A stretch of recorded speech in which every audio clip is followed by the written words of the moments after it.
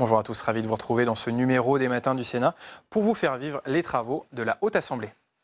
Et ce matin, je vous propose de suivre le colloque du Sénat sur la réforme du système des retraites. Un colloque qui s'est déroulé hier alors que le gouvernement est en pleine cacophonie sur l'âge légal de départ à la retraite, aujourd'hui fixé à 62 ans. La ministre de la Santé, Agnès Buzyn, a déclaré dimanche dernier qu'elle était favorable à titre personnel au report de l'âge légal de départ à la retraite. Cette semaine, Édouard Philippe, le Premier ministre, et Jean-Paul Delevoye, haut commissaire à la réforme des retraites, ont réagi en affirmant que l'âge de départ ne serait pas modifié dans cette réforme. Mais pourtant, Agnès Buzyn a assuré hier matin que cet âge était bien en discussion avec les partenaires sociaux. Et justement, ces partenaires sociaux étaient réunis hier au Sénat lors de ce colloque sur la réforme des retraites. Je vous propose de les écouter. Vous avez l'immense chance, l'honneur, le privilège de lancer cette séquence. Serge Lavagna, allez, on y va. La première question que je voudrais vous poser, elle est assez simple. Donc, vous êtes secrétaire national de la CFE-CGC. La première question que j'aimerais vous poser, c'est est-ce que vous étiez demandeur à la CFE-CGC d'une nouvelle réforme des retraites? Alors, bonjour mesdames, messieurs. On n'était pas spécialement demandeur de cette réforme-là, en tout cas. Le système marchait parfaitement, il n'y avait rien à changer dans le système d'avant ou le système d'aujourd'hui? Entre le statu quo et la révolution, bon, il y a place pour la réforme. Là, le choix a été fait de faire table rase du passé. Et donc, l'unification telle qu'elle est proposée sur un système unique, finalement, hein, ou in fine, ça répond pas, par exemple, ça répond pas à un problème d'équilibre financier en soi. En soi, c'est pas le système par points qui règle le fait qu'il y ait plus de ressources ou moins de prestations ou l'inverse. Donc ça règle pas ça. Donc est-ce que le système pouvait continuer à fonctionner, sachant que les salariés passent d'un régime à l'autre, il y a de plus en plus de bonnes passerelles? Est-ce que le système le permettait aujourd'hui? Ce que ça ne règle pas, c'est ça. J'évoque juste un point. Certains m'évoquent parfois des coûts de gestion qui pourraient être améliorés. Ok, mais alors dans ce cas-là, c'est dans plusieurs décennies, parce que dans l'intervalle, les surcoûts de transition de régime à un autre, ça va être important. Donc voilà. Après, effectivement, il y a l'aspect lisibilité du système, équité du système, où là, effectivement, on peut dire il y a à faire quelque chose pour que les gens qui ont des parcours maintenant diversifiés, et pour que tout le monde d'ailleurs, parce que beaucoup de gens ne comprennent pas trop comment fonctionne le système de retraite, améliorer la lisibilité. Bon, mais était-il besoin de faire un système unique pour autant? On ne part pas d'une page blanche, c'est ça le problème. On n'est pas en 1945 où on doit refaire un système, parce que dans ce cas-là, peut-être que ça aurait été une bonne chose. On parle de régimes qui ont un historique, qui ont de la mémoire, comme disait quelqu'un dans le temps, qui ont leur logique.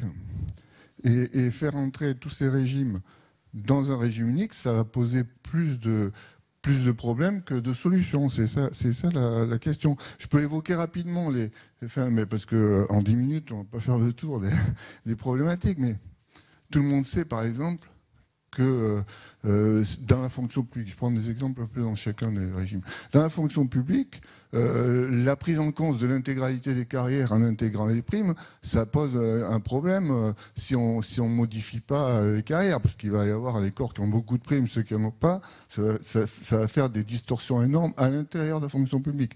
Tout le monde connaît le problème, les solutions, elles risquent d'être longues, coûteuses peut-être, je ne sais pas. Dans le privé, ce que je connais mieux, puisque j'en suis, par exemple, l'assiette de cotisation, c'est 8 plafonds de sécurité sociale.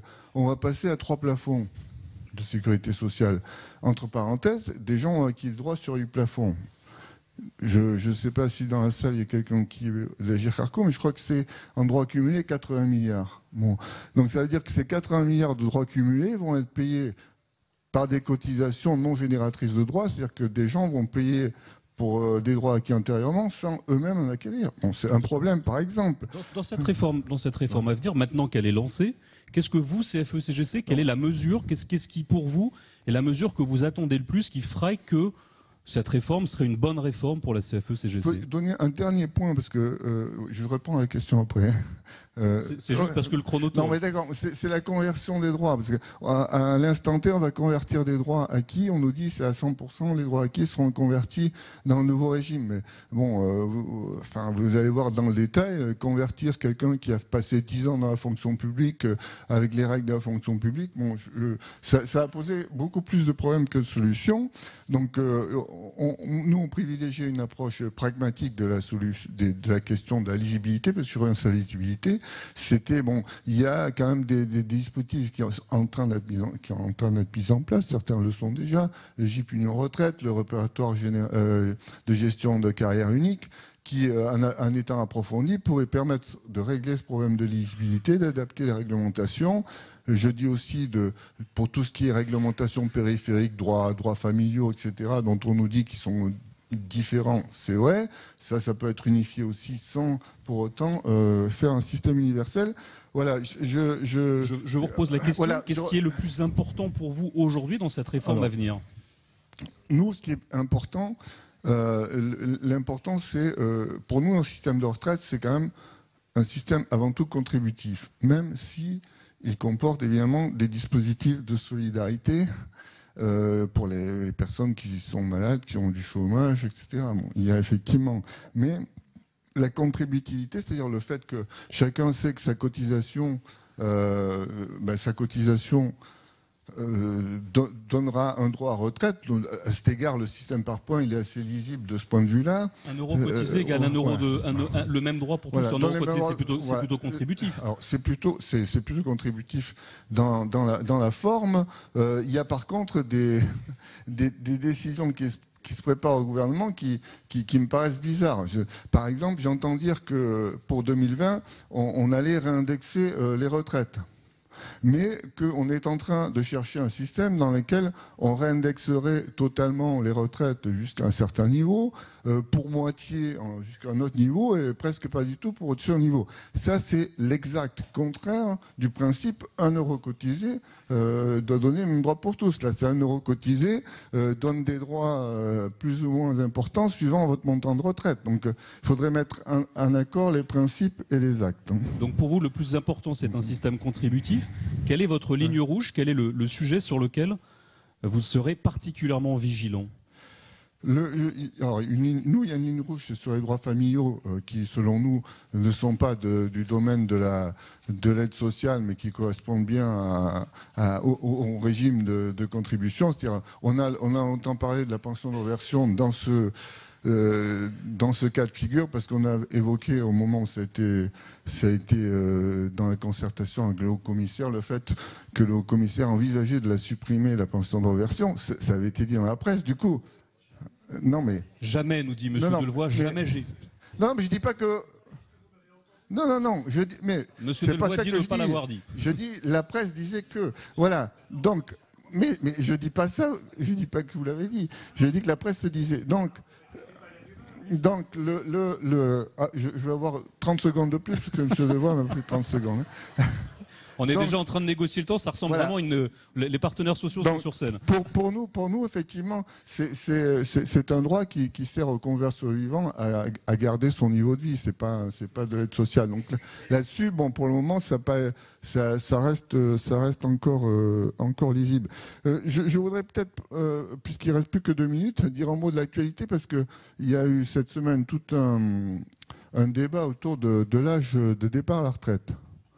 Est-ce que c'est pour vous un élément clé de savoir si on garde cette idée de l'âge légal de 62 ans? Ce qui est un élément clé pour moi, c'est d'y voir clair. C'est-à-dire que moi, je ne suis pas sûr d'avoir tout compris. S'il y a quelqu'un qui peut me décoder, moi je suis preneur.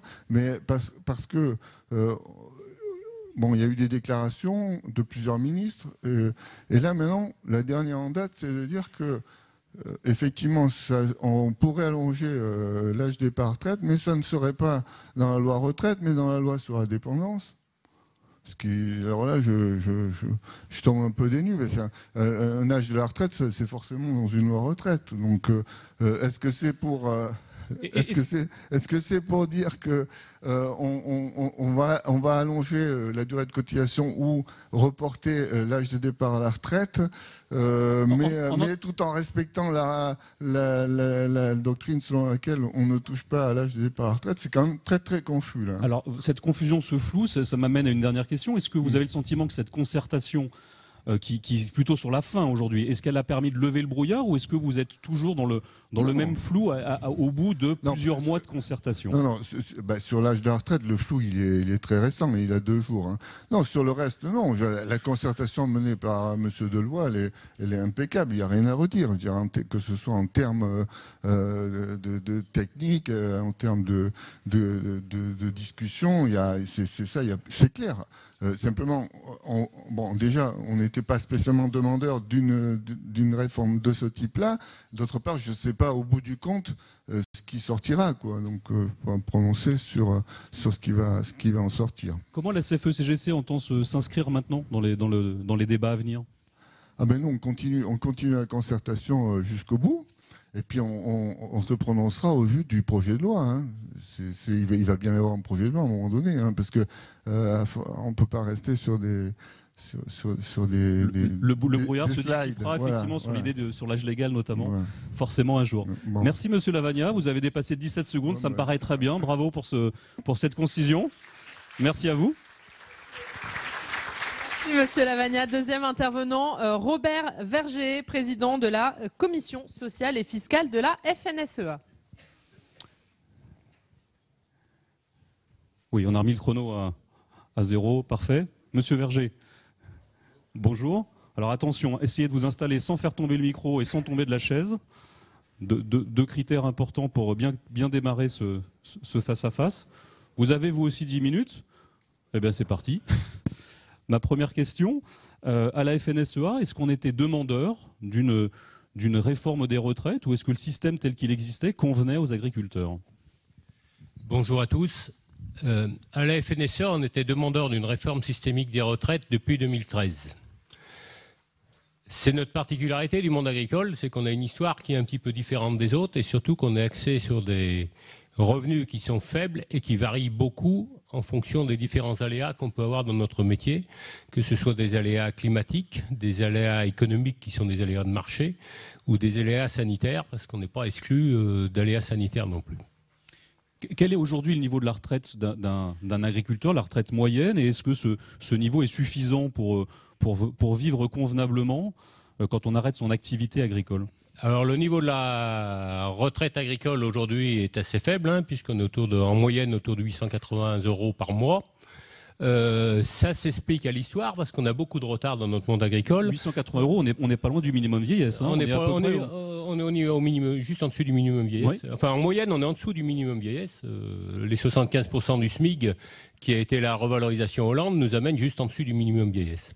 C'est lié un peu à notre histoire aussi, puisque pendant de nombreuses années, on a cotisé sur des bosses forfaitaires et non pas sur le revenu, puisqu'on n'a que 28 années de cotisation sur le revenu. Et qu'on a les retraites qui sont calculées sur la totalité de la carrière, contrairement à la seule catégorie à être dans ce style-là. Et notre retraite complémentaire a que 18 ans d'existence, donc on a un vrai handicap sur le niveau des pensions aujourd'hui. Juste pour être jeune retraité, quand j'ai refait faire mon calcul, si on avait pris l'intégralité de mes cotisations sur le revenu, ça ferait quand même une bonne différence. Combien d'actifs dans votre régime et combien de retraités dans le régime agricole? Aujourd'hui, on a une démographie à peu près de 1 pour 2, donc un cotisant pour 2 retraités. Donc c'est 600 000 actifs en gros et 1 million de retraités, un peu plus d'1 million de retraités, 1,2 million. Alors vous me dites, nous étions demandeurs depuis 2013 d'une réforme systémique des retraites. Quelle est la mesure emblématique que vous attendez de cette réforme? Quelle est la mesure qui vous ferait sauter de joie au plafond? Nous, notre mesure qu'on demande aujourd'hui, c'est d'être traité un petit peu comme l'ensemble de la société. On n'a pas des prétentions faramineuses. On demande d'avoir une retraite minimum à 85% du SMIC. Donc c'est notre ligne rouge où aujourd'hui on demande de ce côté-là, hein, puisqu'on a eu les revalorisations Hollande à 75% du SMIC, mais qui ont été mis sur des droits gratuits par notre système de RCO qui est complètement plombé aujourd'hui. Qu'est-ce que ça veut dire RCO ? RCO, c'est la retraite complémentaire obligatoire des exploitants agricoles et des droits gratuits, ça veut dire qu'on verse une revalorisation à des gens qui n'ont jamais cotisé dans le régime. Donc aujourd'hui, 90% de droits gratuits dans ce système, ça ne peut pas tenir à terme. Donc c'est pour ça qu'il faut bien qu'on fonde l'ensemble des systèmes, quoi. Est-ce que ça signifierait qu'il faudrait augmenter les cotisations que verseraient les agriculteurs si vous voulez avoir demain une meilleure retraite dans le système à points demain? On n'est pas fermé, puisque je l'ai dit tout à l'heure, on a des variations de revenus qui sont conséquentes. Et nous, on est une des rares organisations à porter une cotisation minimum annuelle sur les retraites. Même les années difficiles et les années déficitaires, on demande à nos ressortissants de payer une cotisation minimum sur une base de 1000 SMIC annuels. Quelle est la ligne rouge pour vous? Quelle est la réforme des retraites qui serait particulièrement décevante pour vous qui demandez une réforme systémique depuis quelques années? La ligne rouge, pour nous, c'est de buter aujourd'hui, parce qu'on a une véritable concertation dans la réforme, et y compris dans notre régime, on a des ressortissants qui sont multicarrières aujourd'hui, et donc chacun a ses droits à l'accès à la retraite avec un certain nombre d'années cotisées, etc. Et donc on a une érosion quand on fait les comptes à la fin. Donc on a besoin de lisibilité. Les jeunes aujourd'hui ne comprennent plus rien au système et ont besoin de lisibilité, de clarification du système pour y voir clair demain. Le système en points, nous on est habitués, puisque que ce soit la RCO, que ce soit notre retraite proportionnelle, elle est déjà en points. Donc nous, au niveau de la lisibilité sur le système en points, et donc on se met pleinement dans la réforme dans ce système-là, quoi. Est-ce qu'il faut un âge légal minimum pour partir en retraite? À quel âge partent aujourd'hui les agriculteurs en retraite quand ils font liquider leurs droits, leurs pensions? Dans le régime agricole, les gens ont travaillé très tôt, souvent par des formations par alternance et des choses comme ça. Donc les gens qui liquident leur retraite sont souvent dans un régime de surcote aujourd'hui. Nous, on tient plutôt qu'un âge, et l'âge pivot nous va bien aujourd'hui tel qu'il est défini, mais plus sur un nombre d'années de cotisation pour pouvoir liquider ses droits à la retraite. Si je comprends bien, combien d'années les gens ont cotisé quand ils prennent leur retraite dans le système aujourd'hui? Ils commencent à travailler à quoi? 14 ans, 16 ans, 10... C'est souvent 16-18 ans, mais ouais. Bon, les gens qui partent en retraite, ils ont souvent cotisé 42-44 ans chez nous. Et donc, si on met un âge minimum, un âge légal à 62 ans, le problème des carrières longues pourrait se poser. Est-ce que c'est l'un des points rouges, l'une des difficultés que vous voyez dans le régime à venir?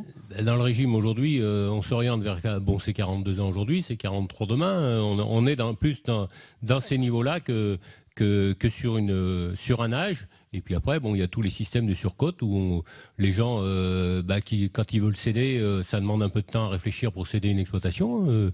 Quand vous avez de l'élevage, vous l'arrêtez pas du jour au lendemain. Donc il faut prendre un peu de temps pour organiser la succession. Et soit on anticipe un peu, soit on va sur des années de surcote, de toute façon. Donc, Est-ce qu'aujourd'hui, quand un agriculteur pense à retraite, c'est aussi le patrimoine qu'il a créé, qu'il a généré, qui va lui permettre d'avoir une meilleure retraite? Est-ce que c'est finalement une part importante de la retraite de l'agriculteur? C'était un sujet, ça ne l'est plus aujourd'hui.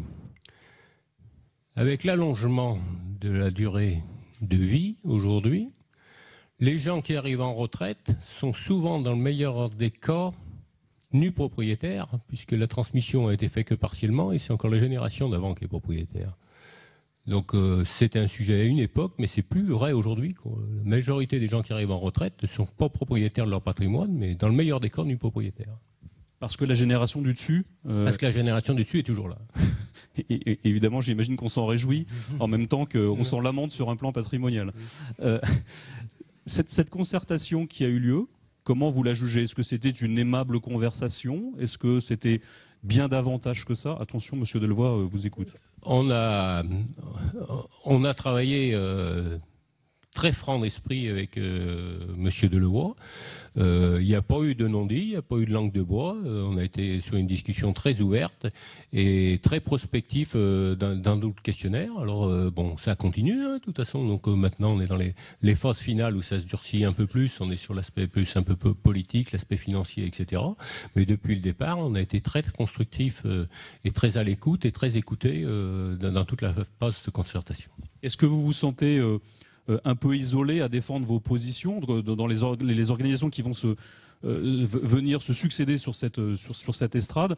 Peu ou pas parleront des agriculteurs, sinon vous? Est-ce que vous portez seul votre voix, ou est-ce que d'autres, est-ce que vous sentez seul dans le champ patronal ou sur ces questions? On a une particularité du monde agricole, comme je vous l'ai dit, hein, donc on est les seuls à les porter, hein, de toute façon. Donc bon, après, on a quelques similitudes avec d'autres partenaires qui sont notamment sur le patrimoine qu'on pouvait avoir à la retraite. On n'est pas très loin des artisans commerçants qui aujourd'hui, leur fonds n'a plus garde valeur non plus. Hein, donc on a aussi quelques alliances à trouver de ce côté-là. Hein. Avec Alain Griset qui s'exprimera, vous avez eu des discussions de ce côté-là? On a des discussions assez ouvertes et assez franches avec tout le monde. Nous, on n'est pas fermé du tout sur tous les dialogues. Comment est-ce que vous comptez vous inscrire dans la suite des débats? La concertation va bientôt, normalement, se terminer sans doute à la fin du mois de mai, au début du mois de juin. Comment vous voyez la suite et comment la FNSEA va faire porter ses positions dans la suite des débats? Dans la suite des débats, on a le débat sur les retraites futures et nous, on a aussi un débat sur les retraités actuels qui sont qui sont des retraites de misère, il faut le reconnaître, hein, parce que quand on parle de retraite moyenne, on ne va pas parler des retraites des conjoints.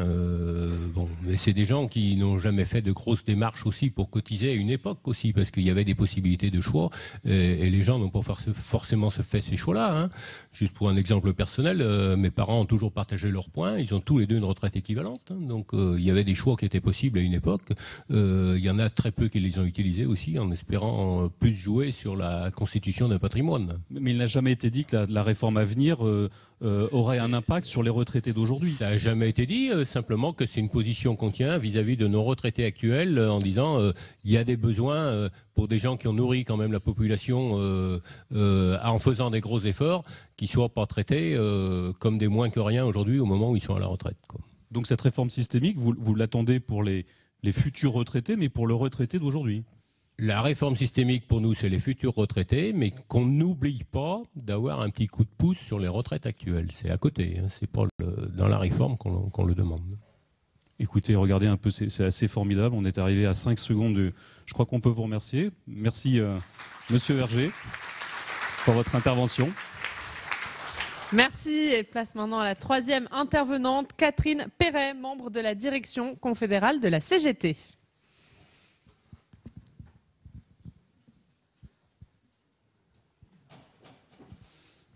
Bonjour Catherine Perret, bienvenue. Alors, un micro, un siège, attention ça bouge. Freinez le micro. La règle est la même, je suis ravi de vous avoir autour de cette table. Vous allez voir 11 partenaires sociaux, 2 femmes. La parité n'est pas encore tout à fait à l'œuvre sur cette thématique en tout cas. La CGT, si. À la CGT, si. Bon, c'est pas notre sujet, mais ceci dit, mentionnons-le. Catherine Perret, à la CGT, est-ce qu'on était demandeur? Est-ce qu'on avait envie de remettre le couvert sur une énième nouvelle réforme des retraites? Alors, bonjour à toutes et à tous. La CGT n'était pas demandeur de cette réforme-là. Et en particulier, elle n'est pas demandeur toujours d'une réforme universelle par point. Donc très clairement, et nous n'avons pas varié depuis un an que nous rencontrons le haut-commissaire à la réforme des retraites. Nous pensons que, bien sûr, que l'état des lieux actuel n'est pas satisfaisant. Et qu'en particulier, la dégradation des droits pour l'ensemble des retraités actuels et à venir s'explique par une série de réformes paramétriques qui remontent à 1993. Je ne vais pas refaire l'histoire, tout le monde ici, on est face à un public averti, tout le monde ici connaît parfaitement la chronologie. Et donc, en aucun cas, nous devions être sur un statu quo. Mais par contre, nous pensons que les principes de solidarité intergénérationnelle et interprofessionnelle doivent être un principe inaliénable, cher à la création de notre conception de la sécurité sociale, telle que l'a mis en place à la Libération un des nôtres, Ambroise Croizat, je vous rappelle, ministre du Travail et syndiqué à la CGT. Et donc nous pensons que le meilleur des systèmes qui garantit justement une solidarité et une progression des droits est un système qui repose sur une répartition par annuité. Est-ce qu'un régime unique ne serait pas plus solidaire que 42 régimes qui vont gérer des particularités de temps en temps d'une profession? Est-ce qu'on n'a pas plus de solidarité quand on est tous dans le même régime?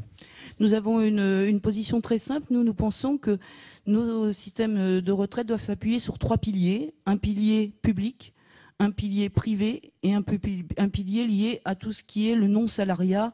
Et j'entendais le représentant de la FNSEA dire très clairement qu'il y avait des spécificités dans le monde agricole. Et nous pensons effectivement, parce que la retraite est intimement liée au travail, qu'il y a des spécificités professionnelles qui doivent être sauvegardées et qu'en cela, il ne faut pas fusionner les régimes. Vous n'étiez pas demandeur donc de cette réforme. Elle va peut-être, probablement, on verra, voir le jour. Si elle voit le jour, quelle est la mesure phare emblématique qui ferait que la CGT applaudirait une réforme du président Macron?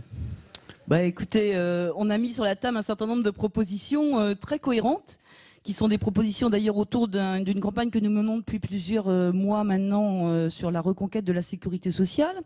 Et donc, je pense qu'on est assez loin du projet qui va être mis sur la table peut-être au début de l'été par Monsieur Delevoye, puisque ça nécessite évidemment, pour améliorer les droits de tous, parce qu'au fond, ce qui intéresse les Français aujourd'hui, c'est quel niveau de pension je vais avoir quand je vais arriver à l'âge de la retraite et à quel âge je vais pouvoir effectivement partir avec un niveau de pension suffisant pour vivre. Et il me semble quand même que le contexte social depuis un certain nombre de semaines démontre que la CGT est en phase avec des revendications que portent les retraités, par exemple autour de pas de retraite en dessous de 1 200 €, parce qu'on ne peut pas vivre en dessous de 1 200 €.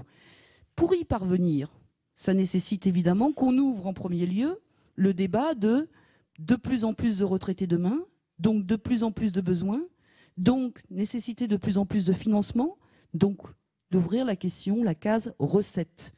Si on n'ouvre pas cette case d'augmentation des financements, bien évidemment, toutes les réformes qui succèdent, quelles qu'elles soient, elles ne peuvent se traduire que par une diminution des droits. Et on a le sentiment à la CGT que le choix de passer à un régime universel par points, ça permet simplement de dégrader un peu plus rapidement qu'avec les précédentes réformes paramétriques le niveau de financement attribué aux retraites, et qu'on veut passer de 14 points de PIB à 11 points dans quelques décennies, plus vite que lors des précédentes réformes. Or, nous disons, au contraire, il faut passer à un nombre de points de PIB supplémentaires. Nous pouvons le financer et nous avons des propositions très claires et très précises en matière de financement. Je ne vais vous en donner qu'une parce qu'on ne va pas faire l'ensemble des propositions de financement qui, en gros, aboutissent avec l'addition de la CGT à environ 120 milliards d'euros. Mais une seule, l'égalité salariale professionnelle entre les femmes et les hommes, qui me semble, dans le pays, faire consensus, rapporte directement à la retraite 5 milliards d'euros. Donc il y a des possibilités d'ouvrir la question de l'augmentation des financements. Sans cela, nous allons vers une dégradation des droits de toutes et de tous. Donc tous perdants. Ces augmentations de recettes, elles doivent d'abord permettre de partir plus tôt en retraite ou de partir avec un meilleur niveau de pension? Alors, niveau de pension, et en cela j'ai oublié de préciser que parce que le passage d'un régime universel par points n'est plus un régime à prestations définies, nous sommes défavorables à ce régime et nous pensons que le régime par répartition par annuité garantit une lisibilité pour tous, y compris pour les plus jeunes qui ont des doutes aujourd'hui, d'avoir un niveau de pension connu à l'avance qui leur permette de se positionner pour passer au moment de sa retraite et décider à quel moment ils partent à la retraite. Nous sommes, sur un départ à la retraite dès 60 ans. On n'est pas complètement des Gaulois réfractaires, puisqu'on dit quand même aujourd'hui, la majorité des salariés à 60 ans ne sont plus en emploi. Ils sont soit à l'assurance chômage, soit en inaptitude, soit en invalidité. Et donc ils sont en fait financés par d'autres caisses que la retraite. Donc il faut se poser cette question. Et donc nous pensons qu'il faut un départ à la retraite à 60 ans et qu'il faut ouvrir en grand la question des départs anticipés pour des questions de pénibilité au travail, et notamment qu'il y a un certain nombre de dispositifs existants, et je pense en particulier à la fonction publique, qui pourraient très bien servir d'exemple pour généraliser des reconnaissances de départ anticipés pour tous. Je vais prendre un exemple très précis, encore des femmes. Quand on est aide-soignante, qu'on soit de statut public ou de statut privé, la pénibilité au travail est la même. Donc nous, la CGT, nous demandons que la reconnaissance du départ anticipé s'applique aussi bien aux aides-soignantes du public comme celles du privé. Si je vous demande une ligne rouge, une mesure que vous ne voulez surtout pas voir accomplie, voir s'accomplir, il reste 2 minutes 45. Quelle est celle que vous mettriez en avant, la ligne rouge principale? Vous avez compris qu'il y a beaucoup de lignes rouges par rapport au projet qui s'annonce, mais une principale ligne rouge, c'est les questions de solidarité. Et on va rentrer dans le dur, Monsieur Delevoye, dans quelques jours, à travers la prochaine bilatérale, autour des questions des droits familiaux, des droits conjugaux, de la question de l'assurance chômage, de la maladie. Et donc, pour la CGT, c'est partie intégrante de la retraite. Et la ligne rouge, vraiment, alors là, qui va nous mettre très en colère si vous ne nous faites pas de bonnes propositions dans 15 jours, c'est de transférer tout ce qui est de l'ordre de la cotisation à l'impôt. Nous considérons, nous, qu'il est essentiel que ces droits liés à la solidarité restent du domaine des retraites. Est-ce qu'après plusieurs mois de concertation, vous avez le sentiment d'y voir plus clair dans la réforme à venir, ou est-ce que vous pataugez dans le marais des décisions dont vous ne comprenez pas l'horizon? Pour nous, le projet il est très clair. C'est un projet que nous nous apprêtons à combattre parce que c'est un projet régressif. Mais j'ai envie de dire qu'on n'en sait pas beaucoup plus, même si nos rendez-vous réguliers sont très cordiaux et sympathiques. Nous n'en savons pas plus que le 10 octobre au soir, et la CGT avait titré ce jour-là, quand c'est flou, c'est qu'il y a un loup. Et j'ai comme l'impression, surtout en entendant la cacophonie depuis le week-end autour des annonces sur le recul de l'âge de la retraite, que c'est de plus en plus flou et que le loup, maintenant, va sortir du bois et entraîner finalement de gros reculs pour l'ensemble du salariat, mais j'ai envie de dire pour les plus fragiles, pour les femmes. Moi, je pense aux femmes qui aujourd'hui ont des très petits salaires, souvent du temps partiel imposé, souvent des carrières hachées, et avec ces questions autour du point, avec l'absence de référence sur la valeur du point, avec la sortie des éléments de solidarité qui souvent compensent de manière extrêmement importante justement les carrières hachées, eh bien ce sont les plus modestes, et les femmes en particulier, qui vont payer l'addition. Et nous sommes prêts à nous mobiliser justement contre ce mauvais projet de réforme. J'en suis désolée, Monsieur Delevoye, mais nous commençons à préparer nos troupes, et donc on pense que l'automne sera chaud. La chasse au loup sera dans la rue, vous attendez à l'ouverture d'une chasse au loup, c'est à ça que vous vous préparez? On s'attend à mobiliser l'ensemble des salariés de manière importante. Mardi, il y avait une première étape de répétition qui a uni les salariés du public comme du privé. Je pense qu'il va y avoir d'autres mobilisations dans les semaines à venir. Merci Catherine Perret pour cette intervention. Merci Catherine Perret. Prochain intervenant, Éric Chevet, vice-président de la CPME, chargé des affaires sociales et de la formation.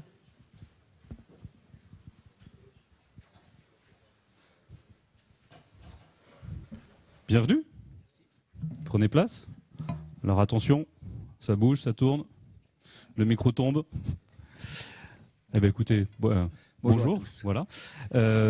Merci de votre présence. Ma première question, elle est un peu traditionnelle maintenant. Est-ce que dans votre organisation, est-ce que vous étiez demandeur d'une nouvelle réforme des retraites, ou est-ce que le système tel qu'il existe allait bien à votre organisation patronale? C'est pas que nous étions demandeurs d'une nouvelle réforme, mais c'est que clairement, comme le gouvernement et le Haut-Commissariat, nous faisons le constat quand même que les Français sont très défiants vis-à-vis de leur système de retraite, et qu'un système de retraite par répartition ne peut être basé que sur la confiance.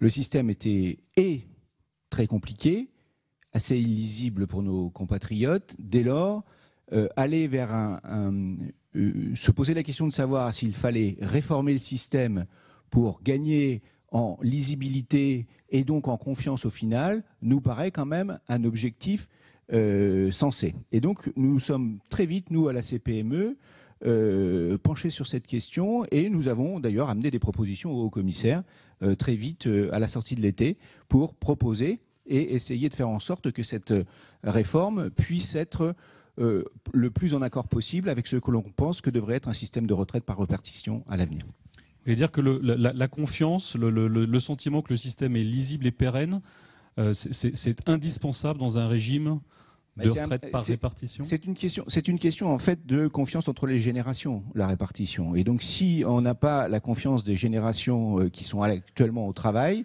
eh bien on sait qu'on risque d'aller vers des conflits. Jusqu'à présent, tout s'est bien passé, si je peux m'exprimer ainsi.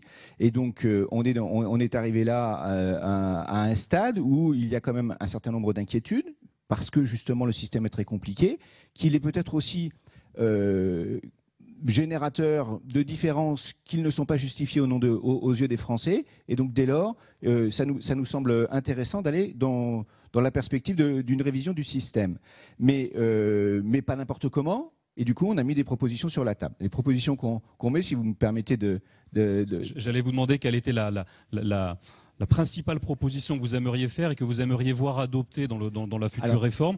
Qu'est-ce que vous aimeriez porter, vous, à la CPME? La principale proposition, c'est de dire que nous sommes favorables à un système à 2 étages, un système universel à 2 étages, parce que nous pensons, en fait, qu'il est nécessaire de garder de la contribution, ça c'est un système important, et que, en revanche, on doit avoir un premier niveau qui embarque les solidarités. Un premier niveau qui pourrait être universel et de la même façon, appliqué de la même façon à tous les Français, et qui embarque les solidarités. Et de conserver un deuxième niveau, qui est un niveau complémentaire, qui lui est le niveau pour le contributif, et donc qui lui assure un niveau de vie correspondant au contributif.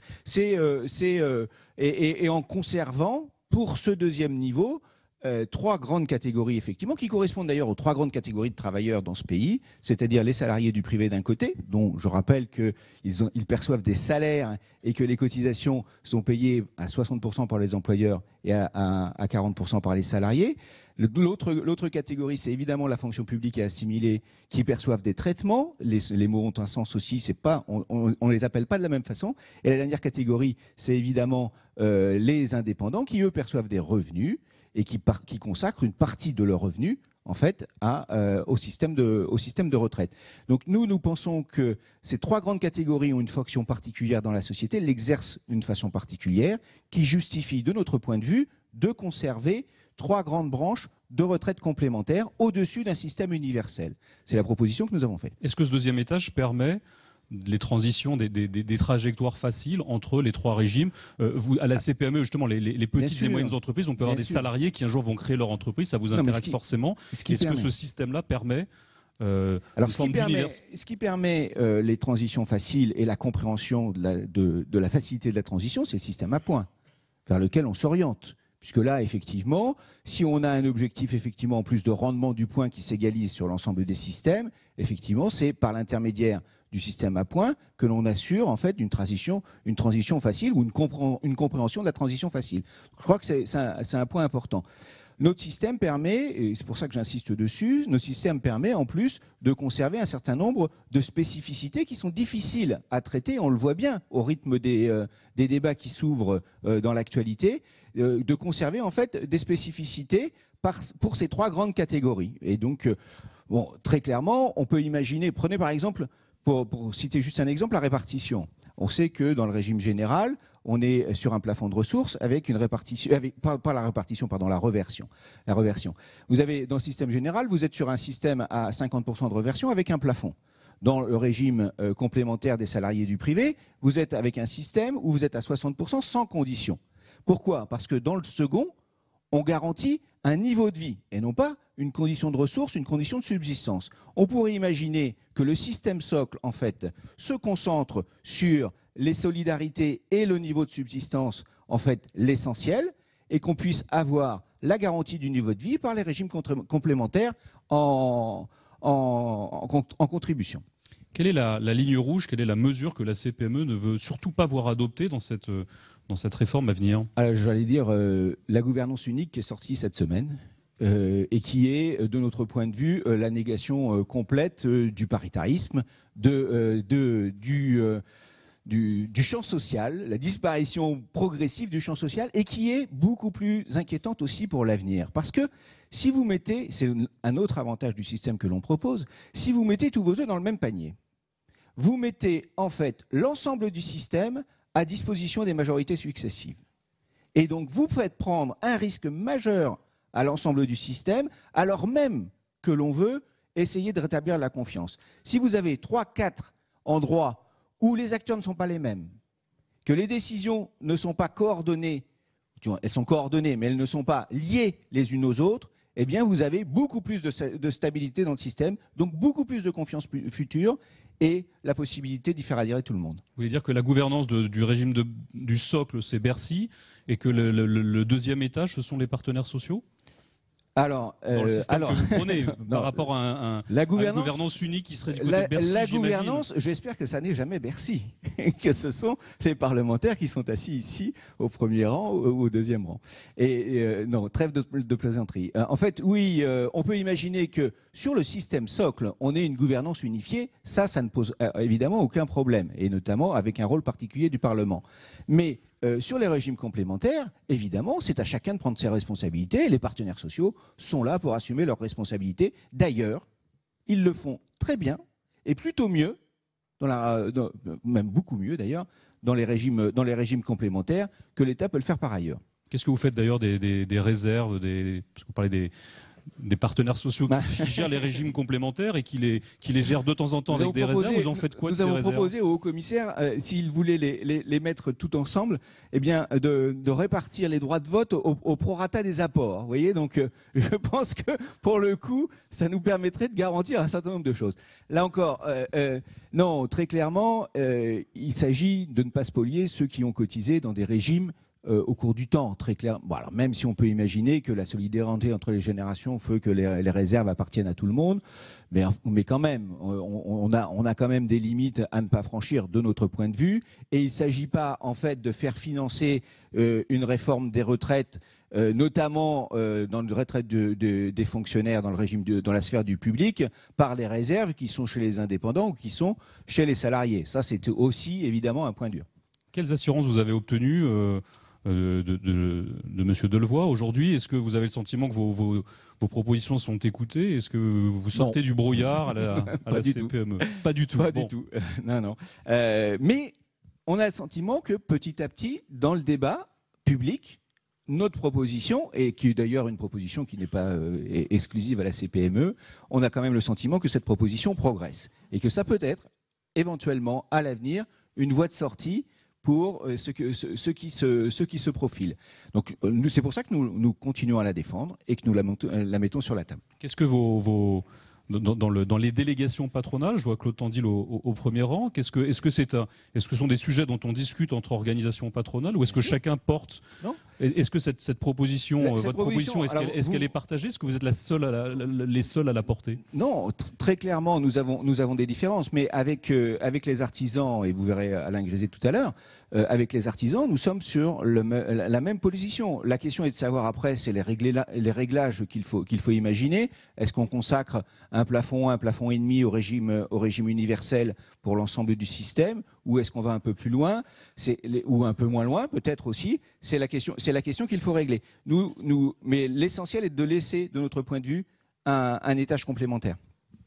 Merci beaucoup pour votre intervention. Regardez, c'est magnifique. C'est magnifique. Merci à vous. Merci Eric Chauvet. Merci. Et j'appelle le dernier intervenant de cette première séquence, Jean-Louis de Roussan, conseiller du président de la CFTC. Bonjour Jean-Louis de Roussan. Installez-vous, bienvenue. Vous avez la lourde charge, alors non pas de commencer cette séquence, mais de la conclure. Il y en aura une deuxième. Les débats vont continuer après, notamment sur la question de la gouvernance, avec une table ronde. Je vais vous poser une question traditionnelle maintenant. À la CFTC, est-ce qu'on était demandeur? Est-ce qu'on criait sous les fenêtres de l'Élysée pour dire une réforme, une nouvelle? Alors, oui, bonjour. Non, effectivement, on n'était pas sur le fond demandeur d'un nouveau grand Big Bang des retraites. Je crois que l'ensemble des salariés, des entreprises, on avait un petit peu été là, je dirais, de ces réformes successives, à chaque fois des efforts financiers d'ailleurs qui étaient systématiquement demandés. Pour autant, je pense qu'il était peut-être important quand même de mettre sur la table ce qui restait compliqué en fait pour tout le monde, c'est la question de lisibilité des systèmes de retraite et la question d'équité. Je crois qu'on a beau faire, les uns et les autres ont l'impression finalement que on voit bien pour les polypensionnés, lire effectivement quelques années avant sa retraite à quoi vont-ils vraiment avoir droit. Il y a eu des efforts de fait, mais ça reste compliqué. Et puis sur les questions aussi d'équité, il y a des questions qui continuent à se poser.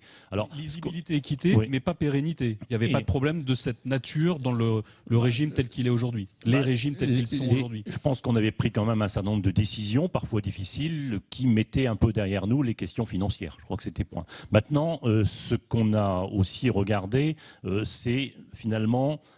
Est-ce qu'on n'avait pas besoin, et c'était un peu notre réflexion aussi de congrès à la CFTC, de construire finalement un nouveau type en fait, de protection sociale universelle qui soit plus juste et surtout qui soit plus adapté aux nouvelles formes de travail. Je crois. Il y a les questions des Uber, il y a les questions des auto-entrepreneurs. Alors n'attendons pas finalement 40 ans qu'ils soient en âge de prendre leur retraite pour leur dire « Ah bah oui, mais votre dispositif, finalement, il n'était pas inscrit sur une ligne et il n'y a pas grand-chose pour vous. » je crois. Alors là, vous plaidez pour une réforme. Voilà. Pour une réforme. Voilà. Tout à fait. Je pense que finalement, on peut trouver dans cette réforme, dans ce système universel, finalement, une opportunité dans laquelle nous, on a souhaité effectivement nous engager et essayer de travailler parce que, je vous l'ai dit, il y a quand même aujourd'hui une question un peu de défiance, les salariés du public et du privé. Alors même si le corps fait d'excellents travaux de montrer qu'il n'y a pas de personnes les plus avantagées les uns par rapport aux autres, vous avez beau faire,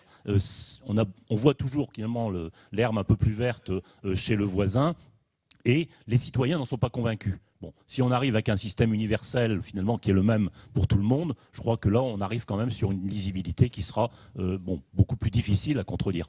Quelle est la mesure phare que vous attendez vous à la CFTC pour dire que cette réforme était une formidable réforme ? Disons qu'on a nous effectivement un peu quatre principaux espoirs qu'on met dans cette réforme. La première, c'est effectivement la question de l'équité. Je l'ai dit, je crois que ça c'est. La deuxième, c'est peut-être avancer sur une plus grande fluidité finalement des parcours. C'est-à-dire qu'on sache au fur et à mesure que l'on avance dans sa vie professionnelle avec des changements de statut, etc. Voilà, qu'on sache vraiment où on va. Et puis finalement pour les gestionnaires, c'est peut-être aussi plus facile de mieux gérer, de gérer convenablement finalement les carrières. Le troisième point en fait, c'est aussi avancer sur l'amélioration de l'information des actifs et simplifier le versement. Je crois qu'aujourd'hui, les retraités ont du mal à comprendre qui arrive un peu de la CARSAT, qui arrive de la GIRC, de l'ARCO, etc. Donc je crois qu'il y a besoin effectivement d'avancer sur la simplification là-dessus. Et puis je crois qu'on a besoin aussi d'améliorer le pilotage. Je crois. Alors on peut peut-être revenir, mais sur les sujets que vous traitez là, que vous proposez là, c'est un peu. Il me semble que ce sont les sujets qui justement ont amené Emmanuel Macron à dire qu'il fallait une réforme. Donc on sent que ce que vous attendez de cette réforme, c'est un peu ce qui me semble-t-il ce que le président lui-même attend de cette réforme. Écoutez, s'il est d'accord avec nous, on ne peut que s'en réjouir, mais effectivement, non, mais je pense qu'il y a en fait aujourd'hui un besoin et une attente en fait des citoyens sur les questions d'équité, sur les questions de lisibilité, sur les questions aussi de partage. Alors après, je pense qu'il est important de se dire, c'est qu'aussi les partenaires sociaux qui ont fait leurs preuves, c'était dit, mais ça fait 70 ans qu'on gère en fait les régimes complémentaires à GIRC et ARCO, avec la constitution de réserve, la possibilité de passer des caps plus difficiles, on l'a vu ces dernières années. Donc je pense qu'il est important aussi, et ça on va vraiment mettre là un peu peut-être une ligne rouge, c'est que les partenaires sociaux restent bien maîtres en fait dans la gouvernance finalement de ce système universel. Alors c'est peut-être une ligne rouge, mais est-ce que ces réserves, on peut les partager avec d'autres, les réserves à GIRC-ARCO ? Est-ce qu'elles peuvent servir aux fonctionnaires, aux régimes spéciaux, aux notaires, je ne sais pas, aux agriculteurs ? Je pense que chacun va apporter effectivement ses réserves avec toujours le sentiment que c'est la contribution de ses propres salariés. Donc je crois que ça, c'est vraiment une question qu'il va falloir traiter en fait sur le fond. Bon, on a déjà vu que c'est peut-être pas la question essentielle. La question essentielle, c'est comment on construit un système en fait, qui peut répondre demain aux attentes de tous. Est-ce qu'il y a une ligne rouge ? Est-ce qu'il y a une mesure vraiment qui vous ferait bondir, hurler, parce que vous considéreriez que cette mesure est très mauvaise et qu'il ne faut surtout pas la mettre en œuvre dans ce futur régime ? Écoutez, je pense qu'il y a des choses qui, a priori, étaient annoncées le 10 octobre, qu'on espère bien sûr ne pas voir remis en cause, mais comme jour après jour... voilà, à quoi pensez-vous? Vous voyez bien. Ouais. Non, les questions d'âge, mais bon, pourquoi pas demain remettre en cause le système par répartition, quoi. Donc je crois que ça, c'est des lignes rouges fortes, il faut peut-être les redire, peut-être que ça fait, on a l'impression de redire, de réécrire en fait ce qui est forcément garanti, mais je pense que c'est important de le dire. La répartition, c'est quelque chose de fondamental. La répartition et les 62 ans, enfin, la répartition, l'âge, et puis les questions de solidarité. Je crois que ça, c'est aussi des sujets qui restent pour nous très importants. Et il est important finalement aussi de montrer que le contributif et la solidarité, ça fait un tout. Ce n'est pas quelque chose géré d'un côté et puis la solidarité gérée d'un autre, mais c'est la partie essentielle finalement du montant de la retraite, de ce à quoi en fait attend le citoyen qui, à travers les diverses formes de travail, souhaite. Alors, à 62 ans, on espère bien que cet âge pivot ne sera pas remis en cause pour l'instant, mais ce qui est important, c'est que en fait, cette construction du système universel allie bien en fait, la contributivité et la solidarité. Dans la solidarité, est-ce que tout fonctionne bien aujourd'hui ou est-ce qu'il y a une mesure qui vous tient à cœur en matière de solidarité et qui serait nécessaire de mettre en place? Je crois que sur la solidarité, on a vu combien les citoyens ont été sensibles à la question qui leur était posée sur les réversions. Je crois que la réversion, c'est quelque chose d'essentiel. Je crois qu'il faut le redire. Bon, ça n'a pas été remis en cause, mais qui doit permettre de maintenir un niveau de vie ou permettre d'avoir un revenu minimum. La réversion, pour nous, c'est quand même quelque chose de contributif. On contribue pour soi-même et on contribue aussi pour le conjoint lorsque celui-ci vient à décéder. Donc je crois que c'est une question en fait, qui est contributif, la réversion. Après, il y a toute la question évidemment des avantages familiaux auxquels la CFTC est particulièrement attachée. On est sur un système par répartition. Pour la répartition, c'est qu'il faut des cotisants. Pour avoir des cotisants, il faut faire des enfants. Voilà. Et on sait très bien combien en fait les maternités, l'éducation des enfants pèsent en fait sur les travaux en fait et sur l'attachement au travail, le temps partiel en fait. Donc on est très attaché à ce que ces questions en fait de droits familiaux soient clairement aussi écrites dans le système universel. À quoi ont servi les bilatérales avec Jean-Paul Delevoye et ses équipes? Est-ce que c'était utile? Est-ce que c'est suffisant? Est-ce que c'était une perte de temps? Non, c'est certainement pas une perte de temps. On peut que se féliciter, effectivement, parce que, bon, tout à l'heure, on l'a redit, on veut de la démocratie sociale, on veut laisser la place aux partenaires sociaux. Jean-Paul Delevoye la laisse vraiment. C'est-à-dire qu'on a la possibilité de s'exprimer, on a la possibilité de faire des propositions, on a la possibilité d'en débattre, et je crois qu'on peut que se féliciter, en fait, de la méthode que Jean-Paul Delevoye et d'ailleurs ses équipes, aujourd'hui, ont mis en place. Voilà. Donc ça nous permet d'avancer. Alors, probablement, c'est un petit reproche, parce qu'il faut quand même lui dire, c'est qu'à force de tout cloisonner, on ne voit pas très bien comment on va trouver la porte de sortie, quoi. Donc il faut peut-être maintenant commencer à construire davantage, et on voit bien le lien solidarité d'un côté traité, on a traité la réversion, on a traité les droits familiaux, mais tout ça, ça fait finalement un ensemble, et il est temps aujourd'hui finalement de décloisonner et de bien montrer que la retraite, c'est le tout. Voilà. Donc c'est un point en fait sur lequel on attend. Et puis on a vu que effectivement sur les questions de gouvernance, on est nous très attachés aussi à ce que les partenaires sociaux restent vraiment, je dirais, les maîtres des dispositifs en fait sur lesquels on avance en fait. Voilà, parce que ils ont montré leur capacité à faire, leur capacité à décider, leur capacité à prendre des décisions souvent difficiles. Mais je crois qu'on a réussi aussi à faire avancer les choses et à amener aujourd'hui un certain nombre de régimes qui restent en équilibre et qui sont aussi préparés à l'avenir. Je crois que les décisions qui ont été prises aussi en termes de gestion, grâce à la capacité aussi des personnels en fait, dans les institutions de retraite, montrent qu'il y a aussi de leur côté une volonté en fait de mieux servir. Je crois que la retraite, c'est aussi un service qu'il faut apporter à l'ensemble des salariés. Et là, je pense qu'il faut aussi savoir travailler avec les équipes en fait, des institutions, des fédérations et des caisses de retraite. Merci beaucoup, Monsieur de Roussan. C'est parti. Alors, les règles du jeu n'ont pas changé. 10 minutes de face à face. Dominique Corona, oui, un micro pour un micro HF, ce serait pas mal aussi. Voilà. Merci Arnaud. Alors, qu'est-ce que nouvelle réforme, énième réforme des retraites, est-ce que l'UNSA était demandeur d'un nouveau chantier, de réouvrir ce chantier qui a déjà été ouvert de nouvelles fois depuis 1993? Alors, l'UNSA n'était pas demandeur d'une réforme systémique des retraites. Ça ne veut pas dire pour autant que nous n'avons pas constaté peut-être des difficultés dans effectivement le régime actuel. Ça ne veut pas dire pour autant que nous sommes défavorables à regarder ce qui s'y passe pour transformer le système. Donc c'est pour ça qu'à votre question, est-ce que nous sommes défavorables à une réforme des retraites? Pas forcément. À une réforme systémique, oui. Pourquoi est-ce qu'on n'avait pas besoin d'un régime universel avec, qui concernerait l'ensemble des travailleurs et pas 42 régimes différents? Pourquoi est-ce que ce système-là ne vous intéresse pas tant que ça? Alors, c'est pas qu'il nous intéresse pas, c'est que d'abord, nous, on s'est posé la question, est-ce qu'aujourd'hui, le régime des retraites répond à ce que le législateur lui a assigné? Oui, il sert des pensions. Oui, aujourd'hui, il prend en compte la solidarité.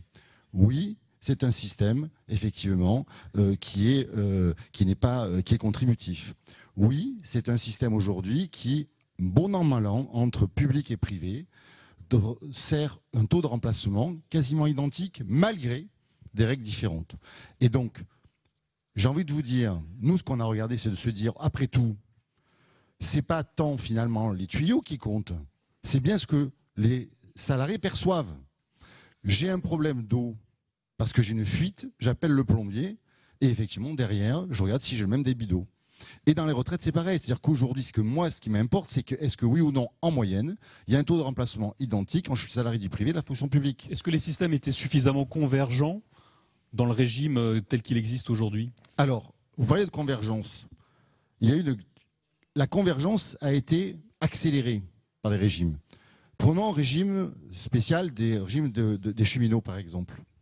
Aujourd'hui, un salarié qui est né en 72, qui est un cheminot qui est sédentaire, partira dans la génération 72, l'âge d'annulation de la décote sera 62 ans. Il peut partir à 57 ans, effectivement, mais avec une décote tellement importante qui fait que de toute façon, aujourd'hui, les cheminots ne partent plus à ces âges-là. Donc, quand on dit, aujourd'hui, il y a des nantis, par exemple, les cheminots ou les services actifs, par exemple, de la fonction publique, eh bien, dans les faits, c'est faux.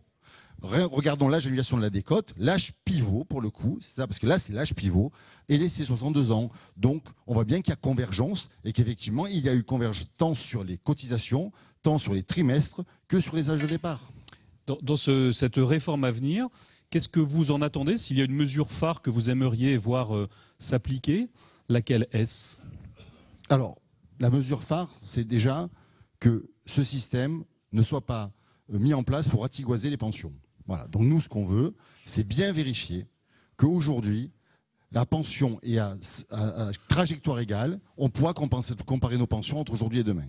Donc on attend du haut-commissaire, on l'a dit à plusieurs reprises, puisque je verrai monsieur Delevoye demain, nous attendons des chiffres. Parce qu'il faut à tout prix qu'on ait des cas types et des chiffres. Il faut qu'on se rende compte que ce système ne sera pas fait, entre guillemets, pour qu'il y ait moins de pensions servies au final. Quand vous dites il ne faut pas qu'il le ratiboise, est-ce qu'il faut qu'il le ratiboise pour certains pour donner davantage à d'autres, ou est-ce que c'est un système qui doit ratiboiser pour personne et qui finalement ne servira peut-être pas à grand-chose? Dans un système à points, justement, et on l'a dit là aussi plusieurs fois, M. Delevoye, nous on se pose la question sur la solidarité. Si on prend toute la carrière, parce qu'un système à points, ce sera toute la carrière, on sera plus les 6 derniers mois. Toute la carrière, ça veut dire qu'effectivement, j'ai des accidents de la vie, il faudra avoir des points. Qui va payer les points? Si on reste enveloppe fermée à 20% de solidarité, il y aura peut-être plus de solidarité à payer, plus de cas à payer, mais avec la même somme. Est-ce que oui ou non, alors est-ce que ça veut dire qu'il faudra faire des choix dans la solidarité? Première question. Si oui, comment on va faire ces choix? À qui on va dire, bon ben voilà, finalement, avant vous avez des éléments de solidarité dans le système ancien, demain vous n'en aurez plus? Comment on va décider ça? Et à quel niveau? Et ça sera important. Ou alors, on augmente l'enveloppe de solidarité, c'est-à-dire qu'on augmente la participation de l'État à la solidarité du système. Et ça peut être une solution. Voilà. Quelle est votre principale crainte? Quelle est la mesure que vous ne voulez surtout pas voir s'appliquer dans cette réforme? Déjà, effectivement, ce qu'on ne veut pas, c'est la ligne rouge, c'est 1, qu'il n'y ait pas de baisse de pension, 2, que ne soit pas un système qui serve en fait à remettre en place et en cause les statuts par la porte détournée, que la solidarité soit effective et que la pénibilité, on puisse en reparler. Voilà, donc la ligne rouge, c'est effectivement le taux de pension, pas toucher au statut et qu'on puisse comparer les pensions aujourd'hui de même. Ça fait beaucoup de lignes rouges. Sur la pénibilité, qu'est-ce que vous attendez en matière de pénibilité? Est-ce que c'est davantage de Français qui doivent bénéficier de bonus ou d'une moindre d'années de bonus pour cette pénibilité, ou est-ce que ça veut dire qu'il faut en donner moins pour en donner à d'autres? Sur la pénibilité, d'abord, je le dis parce qu'on l'a dit à plusieurs reprises, nous sommes particulièrement énervés après l'abrogation du C3P, parce que c'est un problème de confiance. Nous avions, nous, à l'UNSA, indiqué que la réforme de Marisol Touraine de 2014 était une réforme équilibrée. Elle était équilibrée parce qu'il y avait une hausse de cotisation, parce qu'il y avait une hausse de durée de cotisation aussi pour les salariés, et il y avait le C3P. La première chose qu'a fait le gouvernement, c'est effectivement de ratigoiser assez fortement le C3P en C2P. Donc ça nous pose un problème de confiance. Donc si effectivement aujourd'hui nous pensons qu'il faut regarder la pénibilité de très près, il y a, par exemple, je vous donne un exemple, la dangerosité n'est pas prise en compte aujourd'hui. Et il y a effectivement des métiers qui sont extrêmement dangereux dans le privé, comme dans la fonction publique. Dans la fonction publique, vous n'avez pas, les nuits ne sont pas prises en compte, alors qu'elles sont prises en compte dans le privé. Vous faites des nuits à l'hôpital, vous êtes infirmière, vous n'avez pas de point de pénibilité. Alors que vous êtes salarié infirmière dans le privé, vous en avez. Donc on voit bien que sur ces éléments-là, il faut effectivement qu'on se sert du système universel pour reposer le cadre de cette discussion et aller plus loin pour plus de droits et plus d'équité. Plus de droits et plus d'équité, est-ce que c'est forcément plus de recettes? Est-ce que vous attendez de cette réforme qu'on augmente les recettes du système de retraite dans son ensemble? Alors, déjà, je tiens à dire que tout à l'heure, on a parlé beaucoup de confiance. Et j'entends ce qu'on dit parce que je fais beaucoup de réunions à l'UNSA dans toute la France et j'entends toujours la même chose en me disant mais non, le système de retraite est en déficit. Quand je dis non, la CNAV depuis 2 ans est en excédent, on me répond non, c'est faux. Je dis bah, attendez quand même. Et quand je dis que le corps dit qu'à moyen court terme on sera à 14,5% de PIB dans les dépenses de retraite et que donc c'est stable entre guillemets à court à moyen terme, personne ne me croit. Mais ça vient pas du système de retraite en tant que tel. Ça vient effectivement des messages qu'on a fait passer depuis des années pour expliquer aux gens qu'il fallait réformer le système de retraite, sinon tout allait se casser la gueule. Et j'ai en mémoire, d'ailleurs, il n'y a pas si longtemps que ça, un ministre au mois d'août qui disait si on ne fait pas la réforme systémique, il n'y aura plus de retraite pour les jeunes. Mais si on fait une réforme systémique pour des problèmes financiers, c'est pas la même chose pour la faire pour plus d'équité, plus de solidarité. Et alors, si c'est une réforme, et nous, on est d'accord, c'est-à-dire qu'on participe aux concertations qui se passent très bien avec le haut-commissaire. Moi, je tiens à le dire ici. Les relations sont extrêmement bonnes, on peut débattre, on arrive effectivement à porter un certain nombre de sujets. Mais si c'est plus d'équité, plus de solidarité, plus de justice, bien sûr que oui. Si c'est moins de droits, moins d'équité entre guillemets et moins d'argent au global, ça sera non, parce qu'on n'y arrivera pas. Et je vous repose cette question, est-ce que plus d'équité, plus de solidarité, est-ce que c'est plus de cotisation? Est-ce que c'est plus de... C'est peut-être plus d'impôts, c'est peut-être effectivement plus de solidarité par la CSG. Si je vous dis qu'aujourd'hui, le fonds de solidarité vieillesse est géré par l'État et que les partenaires sociaux ne sont pas réunis pour aller voir ce qui s'y passe dans le cadre du comité de surveillance. Il ne s'est jamais réuni. Si on parle de gouvernance de système, si on parle de savoir exactement ce qui s'y passe, il faut de la transparence à tous les niveaux, demain comme aujourd'hui. Donc s'il faut effectivement, pour des situations de pénibilité ou de solidarité, mettre plus d'argent, c'est une décision politique qu'il faudra que nous prenions. Et je pense qu'à ce moment, sinon ce système ne fonctionnera pas. Vous avez loué les discussions que vous aviez avec Jean-Paul Delevoye. Est-ce que cette concertation a été utile? Est-ce qu'elle vous a sorti un peu du brouillard? Ça dépend. Des jours, je me dis, j'y vois plus clair. Puis alors, le lendemain, selon les déclarations, je me dis, oh là là, finalement, j'ai rien compris. Et alors le jeudi, vous dites quoi généralement? Aujourd'hui, je me dis, j'ai écouté Monsieur Delevoye à France Inter. Je crois que j'y vois un petit peu plus clair, mais je vais attendre demain de savoir si effectivement d'autres réactions ne vont pas avoir lieu. Et pour tout vous dire, je me dis que des fois, Monsieur Delevoye devrait avoir des points de pénibilité parce qu'il en aurait bien besoin, me semble-t-il. Mais tout simplement, là où on va vraiment être très vigilant, c'est sur les carrières. Prenons, je veux dire, le rapport Yannick Moreau, je sais que j'ai fini mon temps, mais avait dit que si on prenait pour les fonctionnaires les 10 meilleures années, il y avait 10% de baisse. Si on fait un système universel sur l'ensemble de la carrière, sans prendre en compte les spécificités des métiers, et qu'on ne se pose pas la question de savoir comment on va payer effectivement un certain nombre de gens, notamment dans la fonction publique, catégoriser la fonction publique, les enseignants, etc., il y aura des baisses de pension et ça ne sera pas possible. Merci. De rien.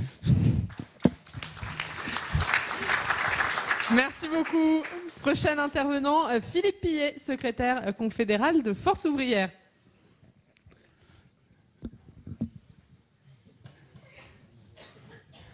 Monsieur Pillet, bonsoir, bienvenue. Asseyez-vous. Alors votre prédécesseur a eu 47 secondes de rab, mais c'est simplement parce qu'il a fait des propositions de points de pénibilité pour le haut-commissaire. Donc en fait, voilà, donc on va essayer de tenir sur les 10 minutes. Merci Monsieur Pillet. Est-ce que Force ouvrière, est-ce que la CGTFO avait de l'appétit pour remettre le couvert sur la réforme des retraites? Pas franchement. Vous étiez à satiété sur cette question? Oui, carrément. Hein. On l'a dit tout de suite au commissaire quand on s'est retrouvés. Ça fait 25 ans qu'il y a eu des réformes. Ça a été dit par les collègues qui sont passés devant, donc je vais faire vite. Mais au bout de 25 ans, en réduisant les droits des retraités et des futurs retraités, on arrive quasiment à l'équilibre. Dominique vient d'en parler, donc je vais pas revenir sur le sujet, quoi. Et donc, en clair, la réforme, nous, on la souhaite pas.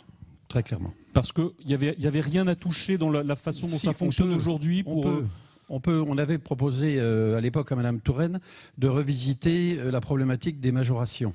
Quand on liquide une pension, notamment les majorations pour avoir élevé au moins 3 enfants. Voilà, parce que, qui sont différentes selon les régimes ? Qui sont différentes selon les régimes, mais ce qu'on souhaitait introduire, nous, c'était plus de justice et plus de redistribution envers les femmes. C'est-à-dire qu'on est parti du constat, alors c'est peut-être un peu, comment dirais-je, c'est un peu novateur, mais pour avoir 3 enfants, il faut déjà en avoir eu 1 et 2. Donc, à partir de ce moment-là, on était assez d'accord à ISO dépenses, on était assez d'accord pour appliquer les majorations dès le premier enfant et utiliser un système tel que les majorations de durée d'activité où il y a une part maternité, une part éducation. Si bien que on pouvait servir la pension féminine mieux que la pension masculine. Et ça nous paraissait aller dans le bon sens. Ça n'a pas été retenu.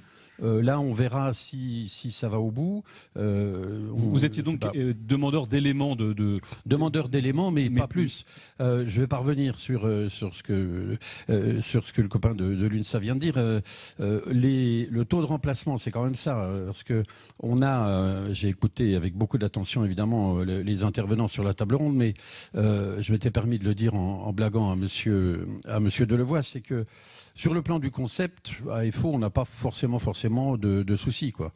Le seul problème dans les réformes comme ça, c'est que, encore une fois, c'est une originalité des mandants de chez moi, c'est qu'on mange pas avec des concepts, mais on mange avec des euros. Donc, à partir de ce moment-là... Vous aviez plus faim au début. Donc voilà, on avait plus faim, mais à partir de ce moment-là, tant qu'on ne saura pas... Est-ce que vous vous rendez compte qu'on est en train... que le gouvernement est en train de fabriquer une réforme qui devrait être mise en place en 2025 et sur laquelle on ne connaîtra la valeur d'achat du point qu'en 2025. Donc on part. Vous parliez de brouillard, je pense que là c'est assez conséquent, quoi. C'est pas du procès d'intention, mais aujourd'hui on a un peu l'habitude quand même de ce que c'est qu'un régime en points.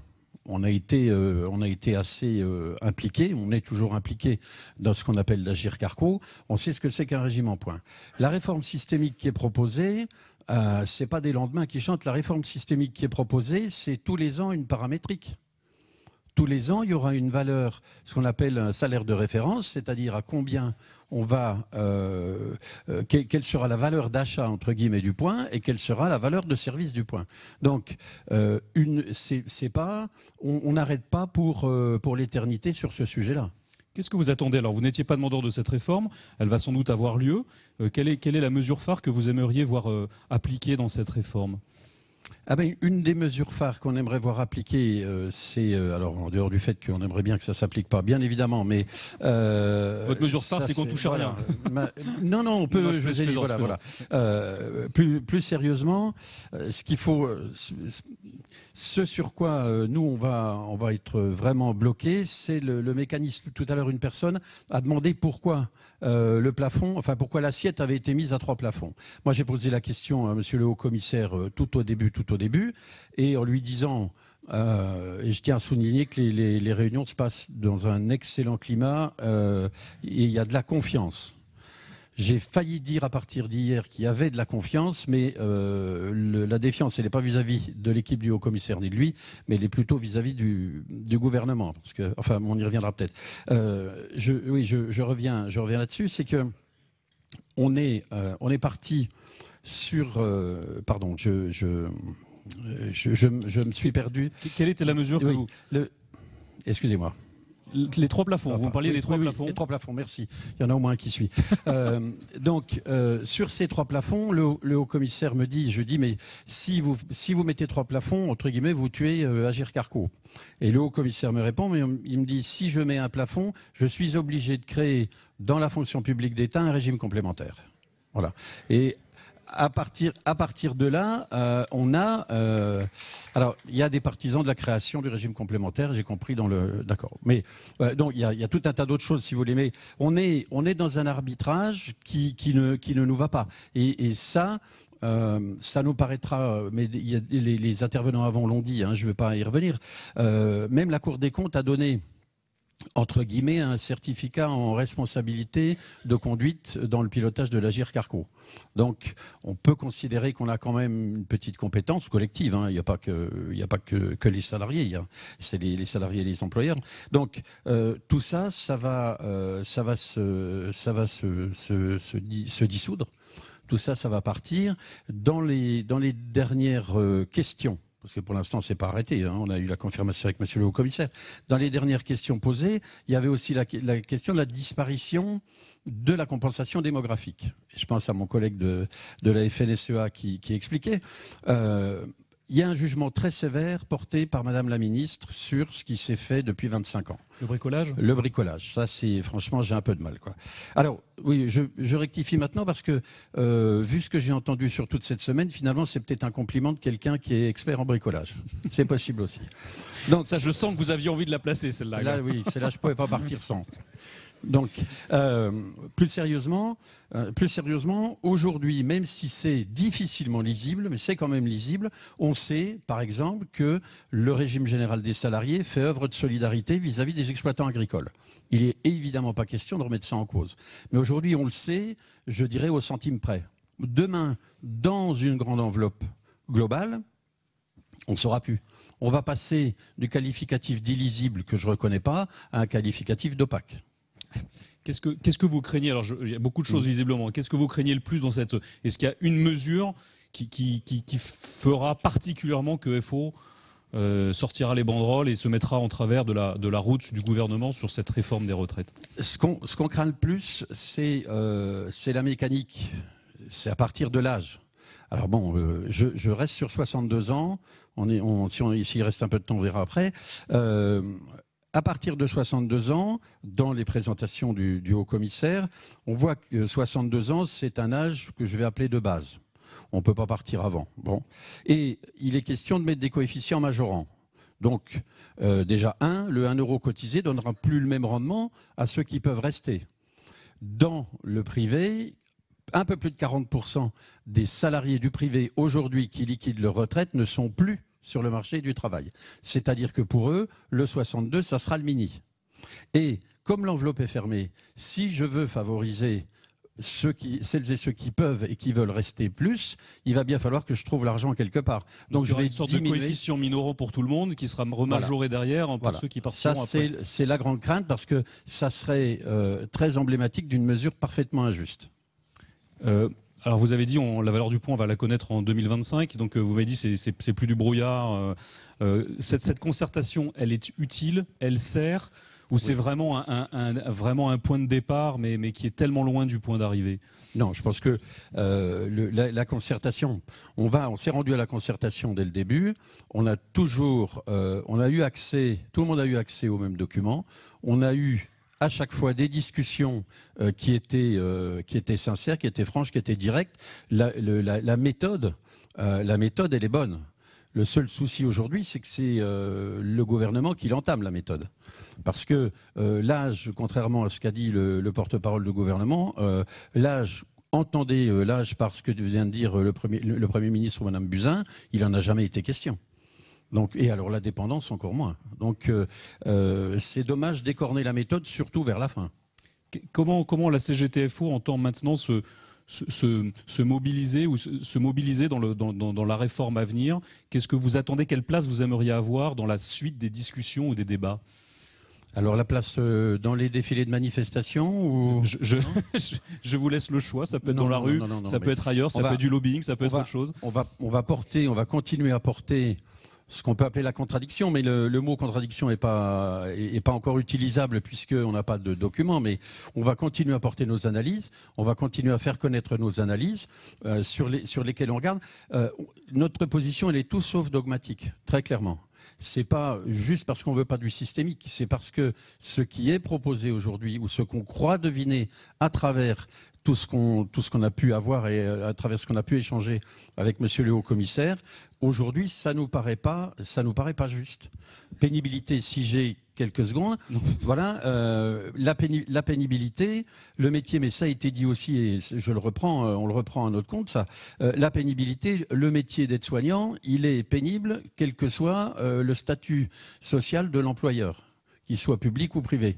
Donc, comme Mme Buzyn à cette tribune le 19 avril dernier, il disait, ça c'est pas une réforme financière, il n'y aura pas d'alignement par le bas. S'il n'y a pas d'alignement par le bas, eh ben on va demander un alignement par le haut et un vrai traitement de la pénibilité, sauce, pour faire court, service actif. Merci Philippe Pillet pour votre intervention. Attention, ne tombez pas. Merci beaucoup. Et vous laissez la place à Claude Tandil, président de la commission de la réforme de la protection sociale du MEDEF. Bonsoir Monsieur Tandil, bienvenue. Bonsoir. Asseyez-vous. Je vais essayer de m'asseoir. Voilà, c'est un petit peu dangereux.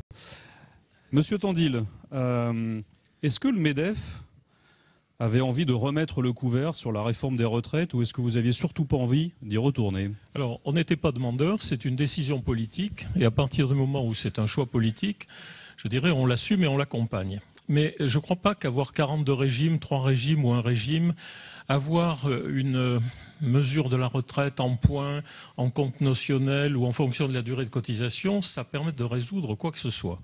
Un régime de retraite, c'est quelque chose de très simple, contrairement à ce qui ressort un peu de nos discussions. Il y a 3 éléments. Il y a les recettes, il y a les dépenses et il y a l'âge de départ. Les recettes en France, 320 milliards. Record du monde, 14% du PIB. Dans tous les pays qui nous entourent, on est entre 10 et 11% du PIB, 4 points d'écart avec l'Allemagne, qui est quand même, au plan économique, notre concurrent. Donc il faut considérer ce premier élément. On est, pour nous, à un maximum. J'ajouterai que sur les 320 milliards, il y a 100 milliards aujourd'hui à la charge des entreprises, ce qui est quand même un facteur de préoccupation pour la compétitivité, l'emploi et la croissance de nos entreprises en France et donc, je dirais, de l'ensemble des recettes. Donc, pour moi, on est dans une enveloppe fermée qui est une enveloppe maximum. Les pensions, ce n'est pas dans le contexte actuel politique aujourd'hui qu'il est question d'y toucher. D'ailleurs, dans l'accord Agirc-Arrco qu'on avait signé, on avait prévu un seuil de façon à ce qu'en aucun cas, elle ne puisse baisser. Donc, ce n'est pas sur le niveau des pensions que nous pensons qu'il faut régler le système. Reste donc le 3e pilier, pour moi le seul pertinent, qui est l'âge de départ. Alors l'âge de départ, On peut avoir des incitations, des bonus, faute de pouvoir toucher à l'âge légal dans l'accord Agirc-Arrco, et moi ça a été la seule raison de ma signature, on a introduit une mesure d'incitation, c'est-à-dire si on part avec ses droits à 62 ans, eh bien on est pénalisé, à 63 ans c'est neutre, et à 64 ou 65 ans et au-delà, on est incité par un bonus. Bon, c'est un pis-aller. Moi, je trouve que la modification de l'âge légal serait une excellente mesure. Je suis en discordance avec tous les discours qu'on entend, mais je l'assume. À combien vous mettriez cet âge légal? Et est-ce que vous dites qu'on n'était pas demandeur d'une réforme, donc il suffisait, pour vous, il suffisait juste de changer, d'augmenter l'âge légal pour régler le problème sans remettre le couvert? Attendez, c'est pas aussi simple, mais faire évoluer l'âge légal, non pas brutalement, mais progressivement vers 64 ans, on n'a pas forcément besoin d'aller à 65, c'est un chiffre qu'on a connu puisque c'était quand même l'âge légal en 1981.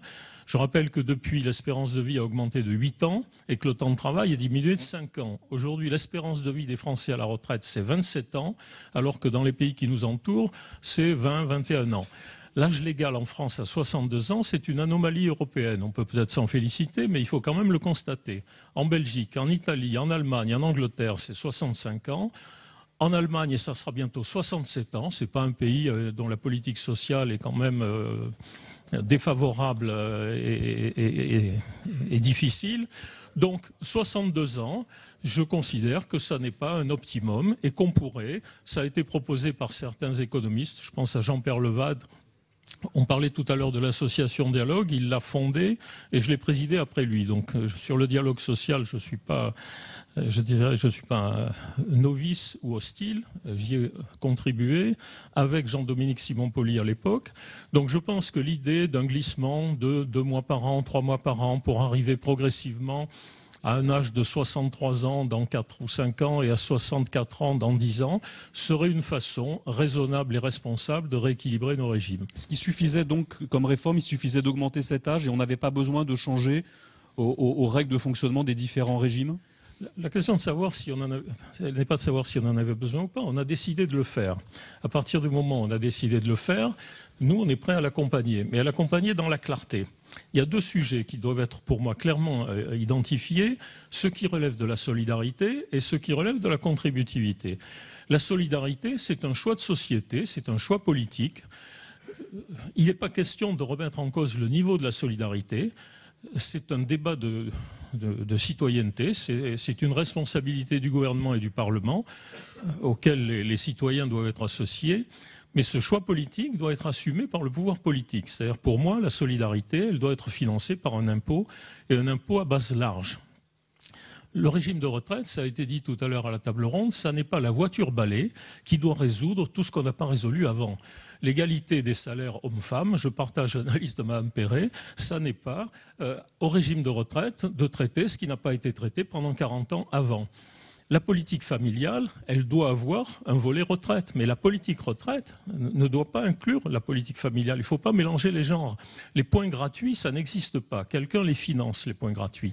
Donner des points à l'occasion de la naissance du premier enfant, oui, c'est un élément de la politique familiale qui doit être financé par la politique familiale. Alors après, on peut se poser la question si le poids payé par les entreprises dans la politique familiale est raisonnable. Mais c'est un autre débat que je ne veux pas ouvrir. Même chose sur le chômage. C'est au système de chômage de compenser les aléas de la vie et les accidents de la vie qui peuvent intervenir. Donc la solidarité, oui. La solidarité doit assumer, je dirais, tous les incertitudes ou les incidents qui frappent les citoyens dans leur vie personnelle, dans leur vie familiale, mais ça n'est pas au régime de retraite de résoudre tout ce qui n'a pas été résolu pendant les 40 ans qui précèdent. Pour moi, c'est essentiel. Donc le niveau de solidarité, est-ce que c'est 20%, c'est-à-dire 65 milliards en gros aujourd'hui, est-ce que c'est plus? C'est pas à moi de le décider, c'est au pouvoir politique de le décider et de l'assumer. Par contre, le système contributif, lui, doit être pur. 1 euro cotisé doit donner les mêmes droits, quel que soit le régime. Alors, c'est vrai qu'en fixant à 3 plafonds, c'est un sujet qui a été abordé, on tue les régimes complémentaires. C'est un choix. Ce n'est pas un choix qu'on partage, parce qu'on estime que l'Agirc-Arrco n'a pas à rougir de sa gestion. Quand je regarde, par exemple, le track record de la CNAV, depuis 1996, c'est 100 milliards de déficit transférés à la CADES. Quand je regarde le track record de l'Agirc-Arrco, c'est 70 milliards d'excédents. Cherchez l'erreur. Je considère que La jonction des deux n'est pas forcément la bonne réponse. Donc, pour moi, un système contributif, oui, 1 euro cotisé donnera les mêmes droits, quel que soit le statut. Un système universel, ce n'est pas forcément un système unique. On peut garder des spécificités pour les salariés du privé et pour les fonctionnaires. C'est 90%, comme M. Meyer l'a dit, des gens concernés.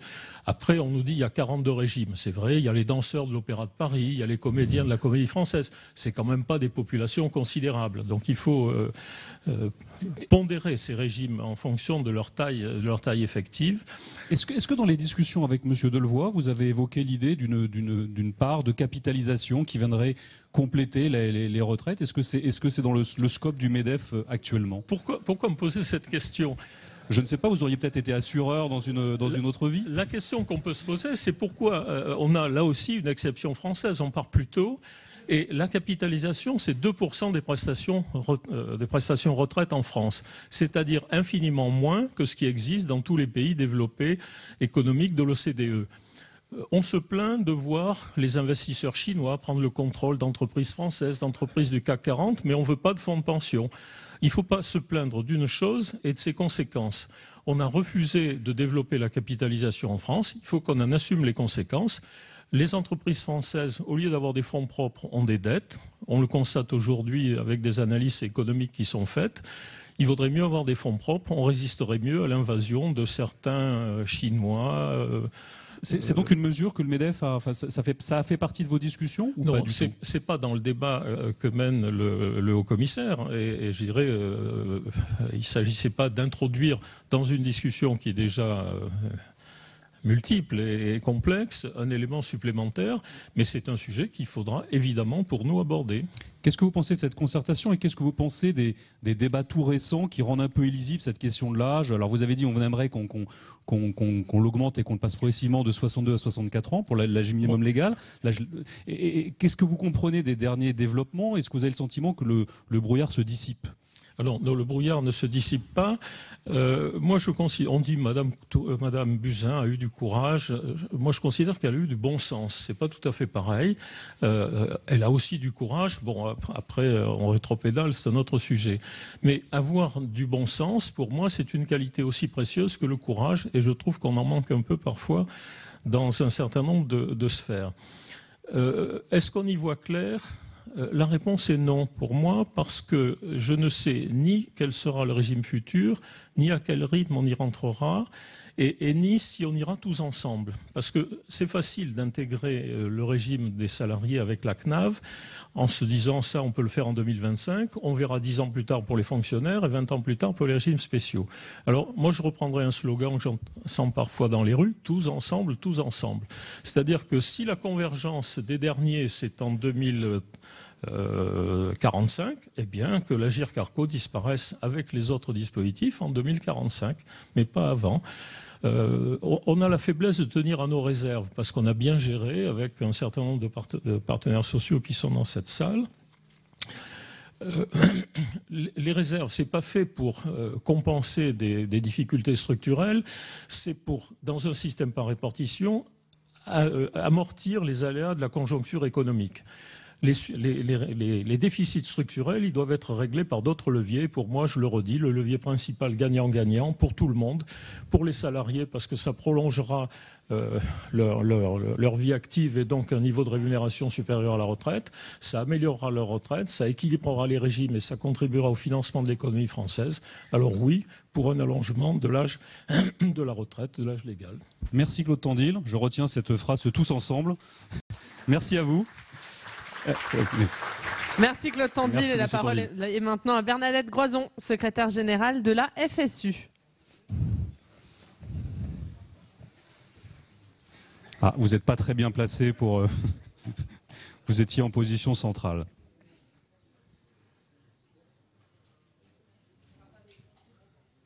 Non, le chrono ne tourne pas, je vous rassure. Vous avez le temps de vous installer. Bienvenue. Attention, prenez bien le micro.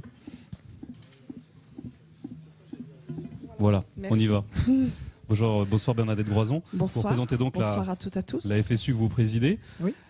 Première question traditionnelle, est-ce que votre organisation avait envie de cette réforme? Est-ce que cette réforme d'un système universel par points, est-ce que ça vous fait sauter de joie au plafond à la FSU? Non, alors nous n'étions pas demandeurs de cette réforme et nous ne sommes pas demandeurs d'une réforme à points. Par contre, nous ne sommes pas satisfaits de la situation actuelle et depuis les réformes de 2003 et de 2010, nous avons accumulé dans la fonction publique un certain nombre de dégradations de situation des fonctionnaires qui n'ont jamais été réglées et sur lesquelles nous n'avons jamais pu rediscuter. Je prends que quelques exemples pour ne pas faire trop long. On n'a jamais pu discuter des questions de pénibilité. J'en ai entendu cet après-midi. C'est un sujet qui n'est pas discuté dans la fonction publique. Nous n'avons jamais pu rediscuter de la question des polypensionnés, qui est un vrai sujet dans la fonction publique aussi. Et nous avons perdu les avantages familiaux suite à la réforme de 2010. Et donc, ce sujet-là reste fermé. Donc, nous sommes demandeurs de pouvoir corriger ce que des réformes précédentes ont dégradé et nous sommes demandeurs de pouvoir aller vers des droits nouveaux. Mais de cette réforme-là, nous ne sommes pas demandeurs. Dans l'opinion publique, il y a un ressenti, une perception, vraie ou fausse, que les fonctionnaires ont une meilleure retraite, ont des pensions et un système qui est plus favorable que le système des salariés. C'est une perception. Qu'est-ce que vous en pensez? Qu'est-ce que vous avez à dire par rapport à ça? Alors, je dis que c'est un ressenti, puisque si on prend, et d'ailleurs on l'a très bien vu avec les travaux du Haut Commissariat aux retraites, mais aussi avec les travaux du corps, hein, toutes les études montrent que, à qualification égale, je vais dire, les niveaux de retraite sont identiques et qu'aujourd'hui, il y a un alignement entre le public et le privé et qu'il y a eu un alignement derrière les dernières réformes, ne serait-ce que sur le taux de remplacement, ne serait-ce que sur l'âge de départ à la retraite. Donc aujourd'hui, il n'y a pas ce décrochage, si fut-il qu'il ait existé vraiment un jour, mais c'est plus une question de représentation et de peut-être, ça participe aussi de ce fonctionnaire bashing où nous serions des privilégiés, mais ce qui n'est pas le cas aujourd'hui, et y compris en termes d'inégalité entre les femmes et les hommes, on a dans la fonction publique des écarts de pension de l'ordre aussi de 15 à 20% entre les femmes et les hommes. Donc globalement, la convergence des régimes, elle est déjà en cours, elle a déjà eu lieu. Et donc on pouvait se satisfaire des régimes tels qu'ils existent aujourd'hui. Oui, alors nous, ce que l'on craint avec les discussions qui s'ouvrent, c'est que en voulant avoir un discours qui dit tous pareil et l'égalité, et j'entends bien que cet après-midi, ça peut rendre, ça peut faire envie quelque part, mais vous savez, l'égalité, c'est pas tous pareil. Moi, je suis enseignante. Si on veut faire acquérir le même niveau de connaissances à ses élèves, il faut pas enseigner de la même manière à tous les élèves. Et les régimes de retraite aujourd'hui permettent de respecter aussi des déroulements de carrière et de répondre aussi à des niveaux de qualification. Et nous, dans la fonction publique, si par exemple nous perdons le calcul sur les 6 derniers mois, nous savons très bien que nous allons totalement décrocher. Et d'ailleurs, et nous en avons parlé... Vous allez totalement décrocher ou les enseignants vont totalement décrocher? Alors, les fonctionnaires, globalement, si on fait le système tel que pour l'instant il se discute, et d'ailleurs nous en parlons aussi au commissariat des retraites, nous savons que les fonctionnaires vont décrocher par rapport, pour le coup, au secteur privé, et particulièrement les enseignants, puisque le régime indemnitaire n'est absolument pas le même que dans le privé. Dans la fonction publique, le régime indemnitaire représente à peu près 22% du salaire, mais pas pour tous les fonctionnaires. Il est assez important dans la fonction publique territoriale, il l'est beaucoup moins à l'État, et à l'État, selon les ministères, il y a des ministères où il n'y a pas de régime indemnitaire. Pour les enseignants, c'est-à-dire à peu près 800 000 à 1 million de personnel, un agent de la fonction publique sur 5, il n'y a pas de régime indemnitaire. Et donc ce système-là, forcément, il fera baisser le niveau des pensions déjà de 20% de salariés dans le pays, ce qui n'est pas rien. Si ce régime unique voit le jour, quel est votre principal souhait? Quelle est la mesure que vous aimeriez voir adopter? Alors nous, dans ce système de retraite, je ne sais pas, mais en tout cas, ce que nous aurions souhaité, je le disais, c'est que on profite d'une réforme des retraites pour faire deux choses. Tout d'abord, améliorer le niveau de vie des pensions, parce que faire une réforme des retraites, si c'est juste pour refaire des mécanos, refaire des systèmes où on peut discuter, d'ailleurs pendant des heures, hein, sûrement sur des sujets techniques très intéressants, mais qui, au bout du compte, n'apporte pas une amélioration aux pensionnés et aux futurs pensionnés, ce n'est pas d'un grand intérêt. Et ça pose un certain nombre de questions. j'ai entendu la table ronde avant, avec des sujets sur lesquels il faudra bien un jour aller, ne serait-ce que celui des recettes, ne serait-ce que aller jusqu'au bout de celui de l'âge, des conditions de travail, de la pénibilité, des politiques salariales. Bref, ça ouvre un certain nombre de sujets. Donc pour nous, premier sujet, obtenir une amélioration des conditions de vie des retraités. Et c'est ensuite, je le disais tout à l'heure, de gagner des droits nouveaux. Il y a aujourd'hui pour nous la nécessité, par exemple, d'élever le niveau de qualification dans la fonction publique, mais aussi dans le secteur privé, ce qui suppose que des jeunes doivent faire des études plus importantes. Et nous considérons, nous, que faisant ces études, ils participent déjà quelque part à la création de la richesse du pays. Comment est-ce que l'on peut discuter d'une prise en compte des années d'études, des années d'apprentissage?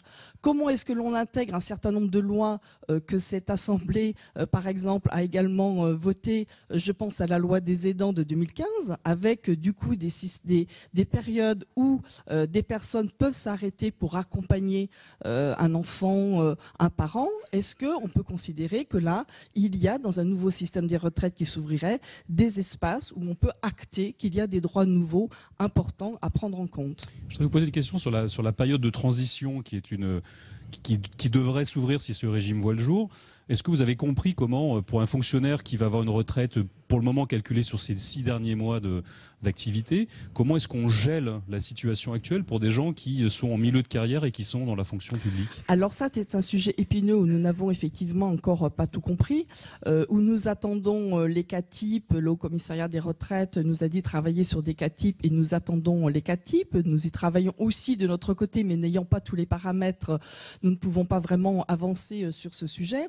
Et nous avons demandé, nous à la FSU, à ce qu'il y ait très vite des discussions qui s'ouvrent aussi au sein de la fonction publique. Et nous avions, il avait été d'ailleurs question que Jean-Paul Delevoye vienne ouvrir ses travaux à la fonction publique assez vite. Bon, tout cela est évidemment un calendrier qui a visiblement été bousculé, mais il y a nécessité aujourd'hui à en savoir beaucoup plus. Et je crois que nous ne devrions pas tarder à avoir des discussions plus spécifiques sur ce secteur de la fonction publique qui visiblement est un peu à part et qui, dans ce système de retraite, peut poser un certain nombre de questions et de difficultés, et que nous n'avons pas intérêt à perdre notre temps. Donc nous plaidons, nous, pour le coup, pour que nous sortions du brouillard côté gouvernement et à ce que très vite aussi dans la fonction publique, on ouvre enfin des discussions sur l'avenir d'un système des retraites, où nous pensons que quand même, sur les principes, nous souhaitons rester sur un système solidaire et par répartition.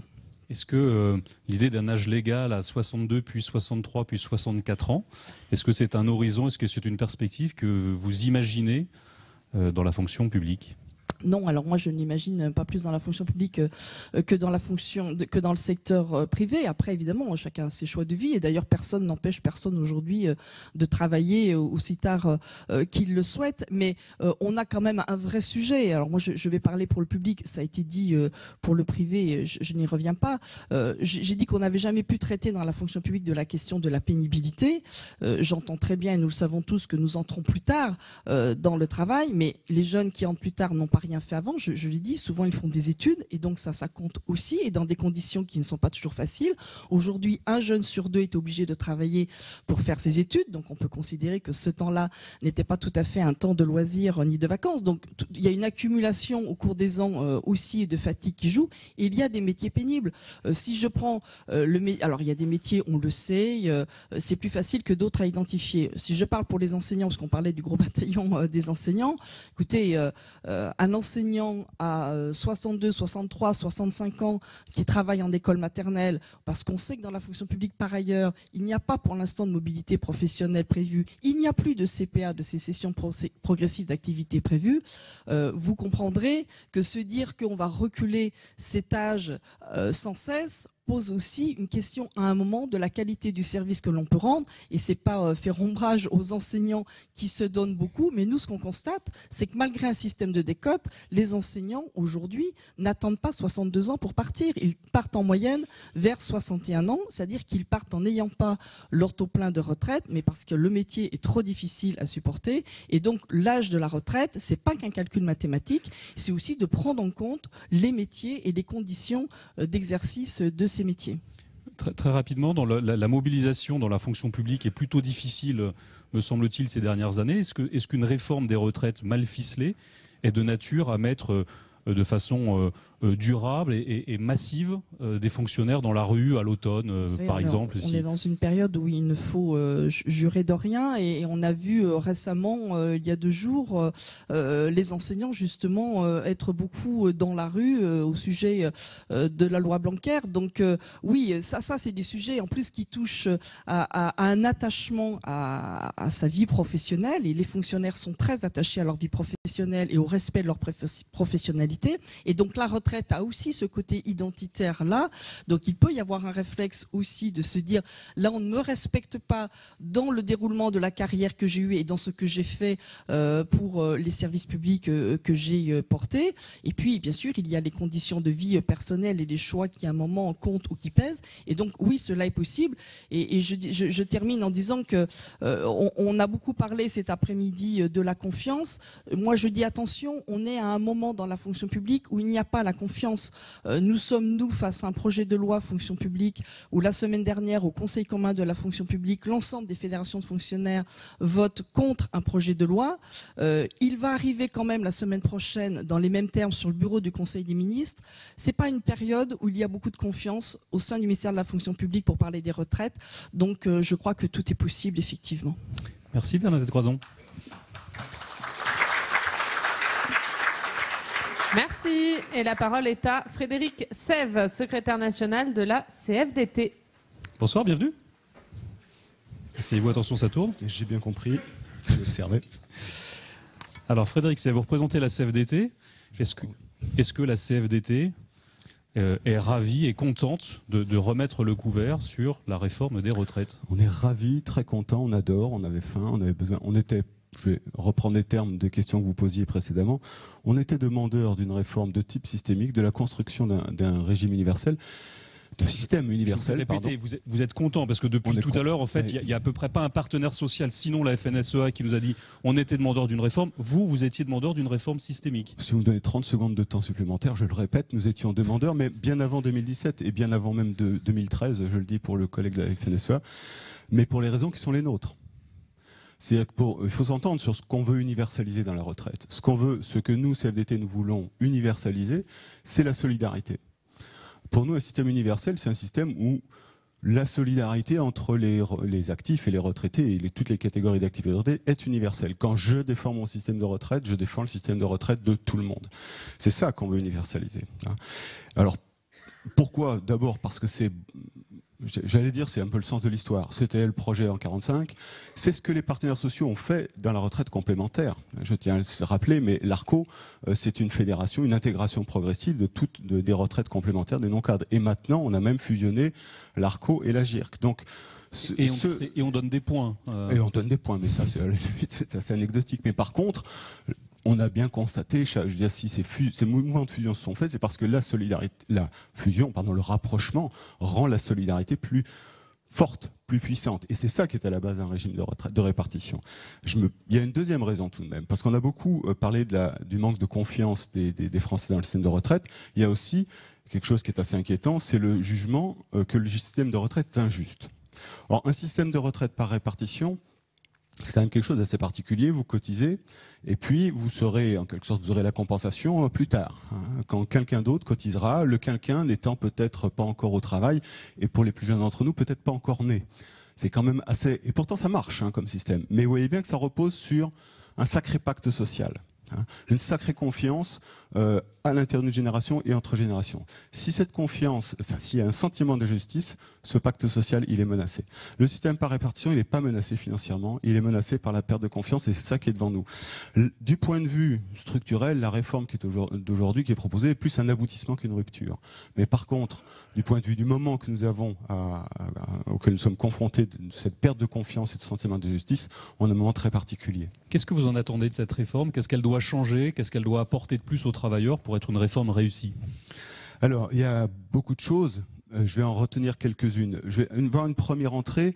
Il faut que le système de retraite soit, je rebondis sur ce que je viens de dire, plus juste. Que les principes de justice soient mieux affirmés, plus forts.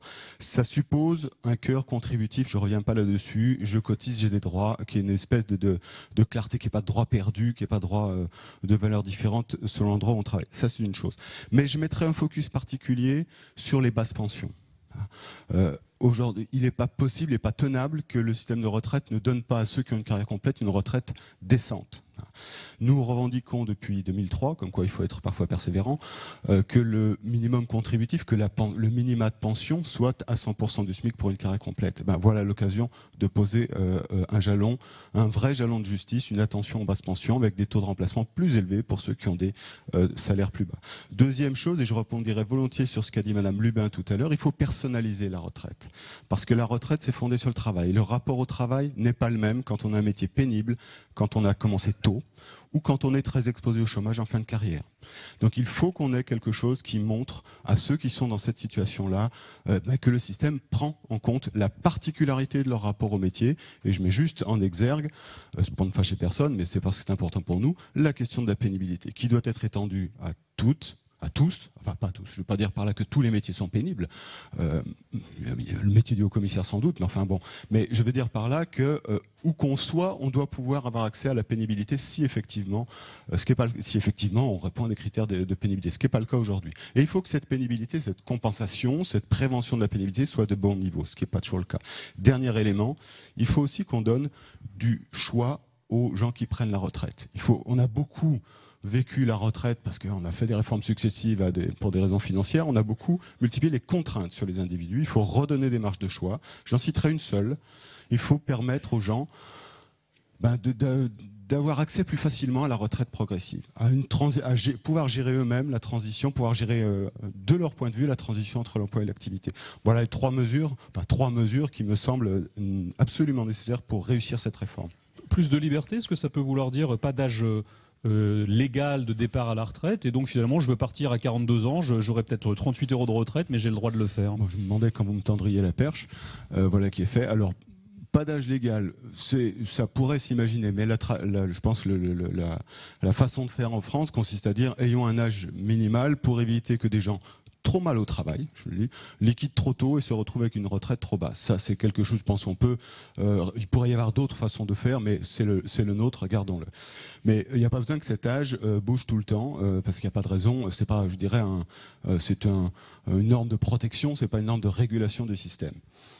Et on a bien insisté, parce que des choses ont été faites, des efforts ont été faits par les salariés, on a bien insisté dans la négociation, et je le redis, et on l'a obtenu le 10 octobre dernier, pour que cette réforme soit une réforme systémique et pas une réforme paramétrique, qu'elle ne s'accompagne pas de mesures d'âge. Et je me permets juste, permettez-moi une spéciale dédicace, mais il ne peut pas y avoir deux lois retraite. Il ne peut pas y avoir une loi systémique, une loi paramétrique. Il ne peut pas y avoir une loi qui dit blanc et une loi qui dit noir. Il ne peut pas y avoir une loi qui s'engage et une loi qui détricote les engagements pris. Donc ça, c'est une condition impérative pour nous. Il y en a une, j'en mettrai en exergue une deuxième, c'est la question de la gouvernance. Il y a une discussion sur la gouvernance. On a toujours tendance à prendre ça un peu par la place où est-ce que je mets les partenaires sociaux, etc. Il faut savoir ce qu'on veut faire dans la gouvernance. C'est les objectifs de la gouvernance qu'il faut poser. Or, il y en a un en ce moment qui me paraît extrêmement important, c'est le type de gouvernance qu'on va construire doit sécuriser les droits. C'est-à-dire que ceux à qui on annonce des droits aujourd'hui pour dans 10, 15, 20 ans, il faut qu'ils soient sûrs que ces droits ne seront pas, en quelque sorte, manipulés pour d'autres raisons que l'équilibre du système de retraite, juste pour une bonne cause comme la dépendance. Ça veut dire qu'il ne faut pas le mettre dans la main du politique, du Parlement ou du... Moi, il ne faut pas le mettre dans une main exclusive. Je le dirais plutôt comme ça. Il faut qu'on invente une forme de partage de pouvoir. C'est pas une question de. Je pense pas qu'il y a des acteurs qui sont par nature, par essence propres à bien gérer un système de retraite et d'autres qui seraient dangereux. Ce qui est embêtant, c'est quand un si gros système est géré d'un seul point de vue. Il faut qu'on invente, parce que ça n'existe pas dans ce qu'on a sous la main, dans la boîte à outils, des modes de partage du pouvoir, des modes de partage, oui, de l'exercice, de la gestion et du pilotage, de la surveillance. Il y a plein de niveaux d'un système de retraite universel. Est-ce qu'il y aurait pour vous, pour la CFDT, une mesure qui serait inacceptable dans cette réforme à venir ? J'ai cité la question de l'âge, je pense avoir été assez clair, je ne veux pas en remettre une couche, mais il y a aussi, j'attire l'attention sur une deuxième ligne rouge qu'on avait posée et qui là encore a été parfaitement satisfaite dans les déclarations de M. le Haut-Commissaire le 10 octobre, c'est on ne fait pas une réforme systémique pour faire des économies. Donc contrairement à ce que, en tout cas, il y a une contradiction avec les déclarations d'un ministre qui disait que la réforme des retraites c'est pour faire baisser la dépense publique.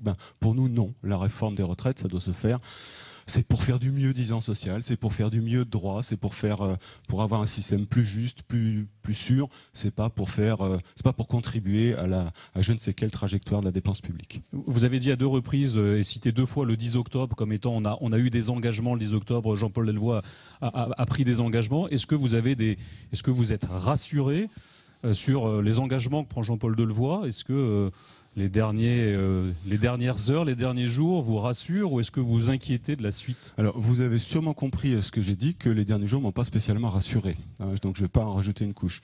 Mais j'en profite pour dire inversement que, par contre, le mode de conversation, c'était parfois des conversations, mais le mode de discussion et de négociation n'est pas le terme officiel, mais il y avait un peu de cet esprit-là, qu'on a pu avoir avec le haut-commissaire, était d'excellente qualité et, par contre, extrêmement générateur de confiance. Ça serait dommage que des manœuvres autres détruisent cette confiance, alors qu'on est à quoi, un mois et demi de conclure.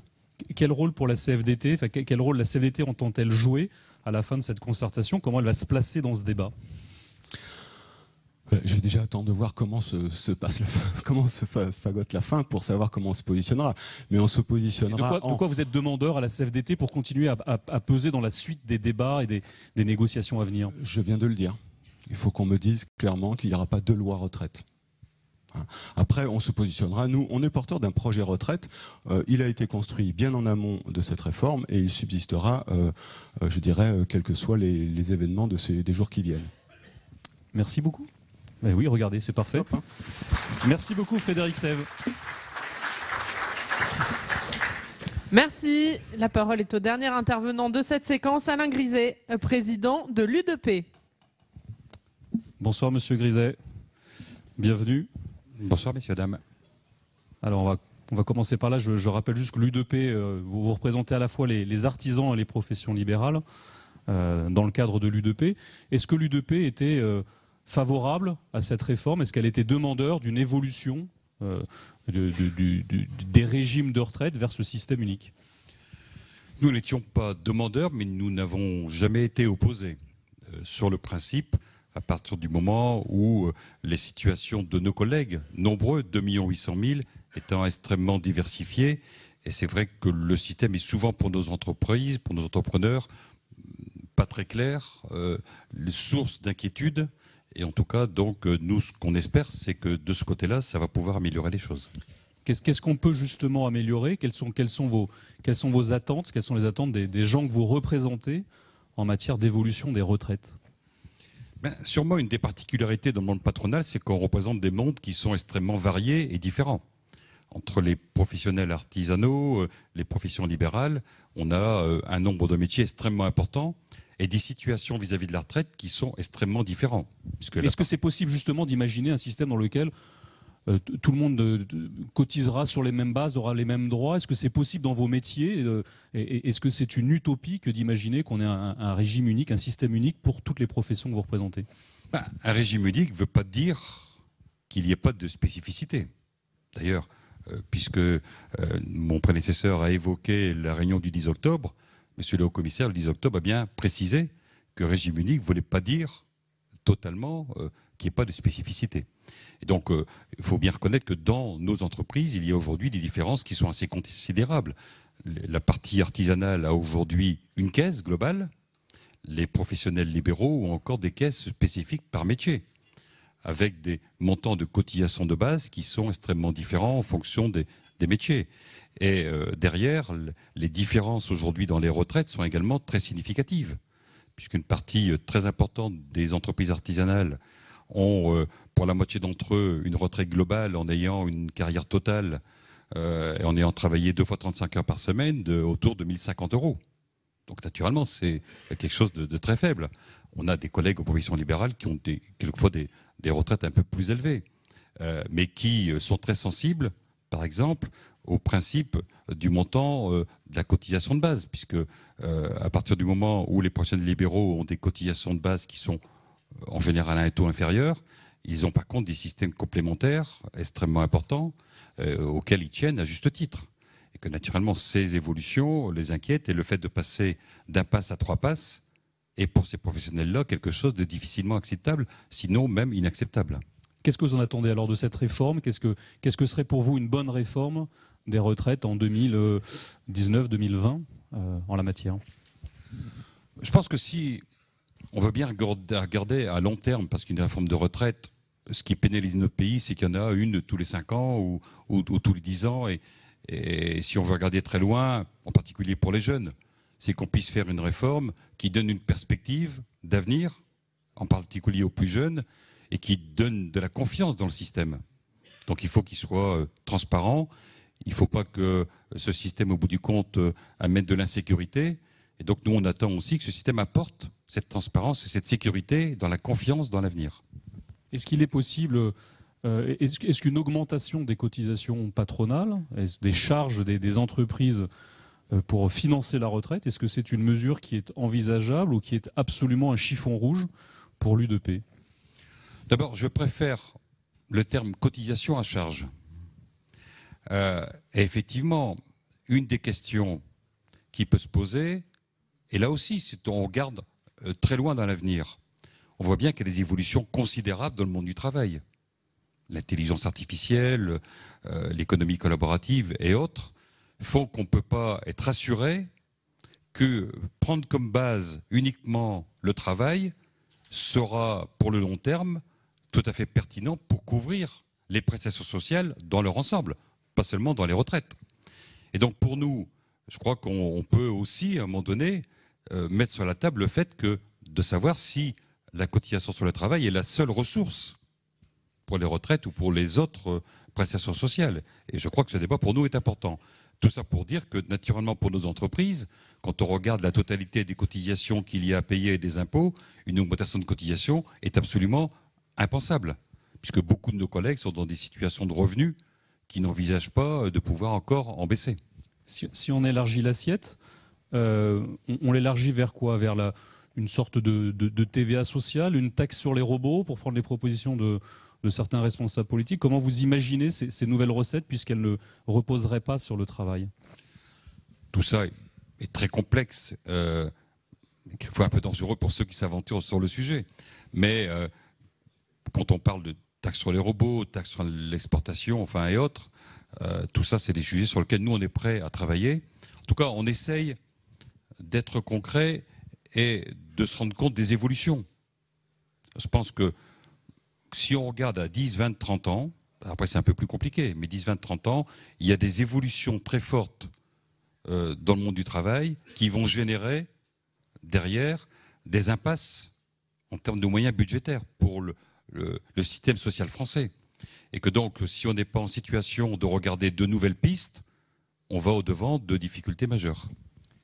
Et voilà pour ce colloque du Sénat sur la réforme des retraites où les partenaires sociaux ont donné leur avis sur la réforme systémique menée par le gouvernement. La CGT a par exemple critiqué le système de retraite par points souhaité par Emmanuel Macron. Pour ce syndicat, il faut augmenter les recettes du système afin de ne pas dégrader les droits des salariés. Mais du côté des patrons des petites et moyennes entreprises, leur syndicat, la CPME, a estimé qu'il fallait simplifier le système actuel qui génère trop de différences entre les citoyens. C'est la fin de cette émission. Vous pouvez voir tous nos programmes sur notre site internet publicsénat.fr. Très bonne journée sur les chaînes parlementaires.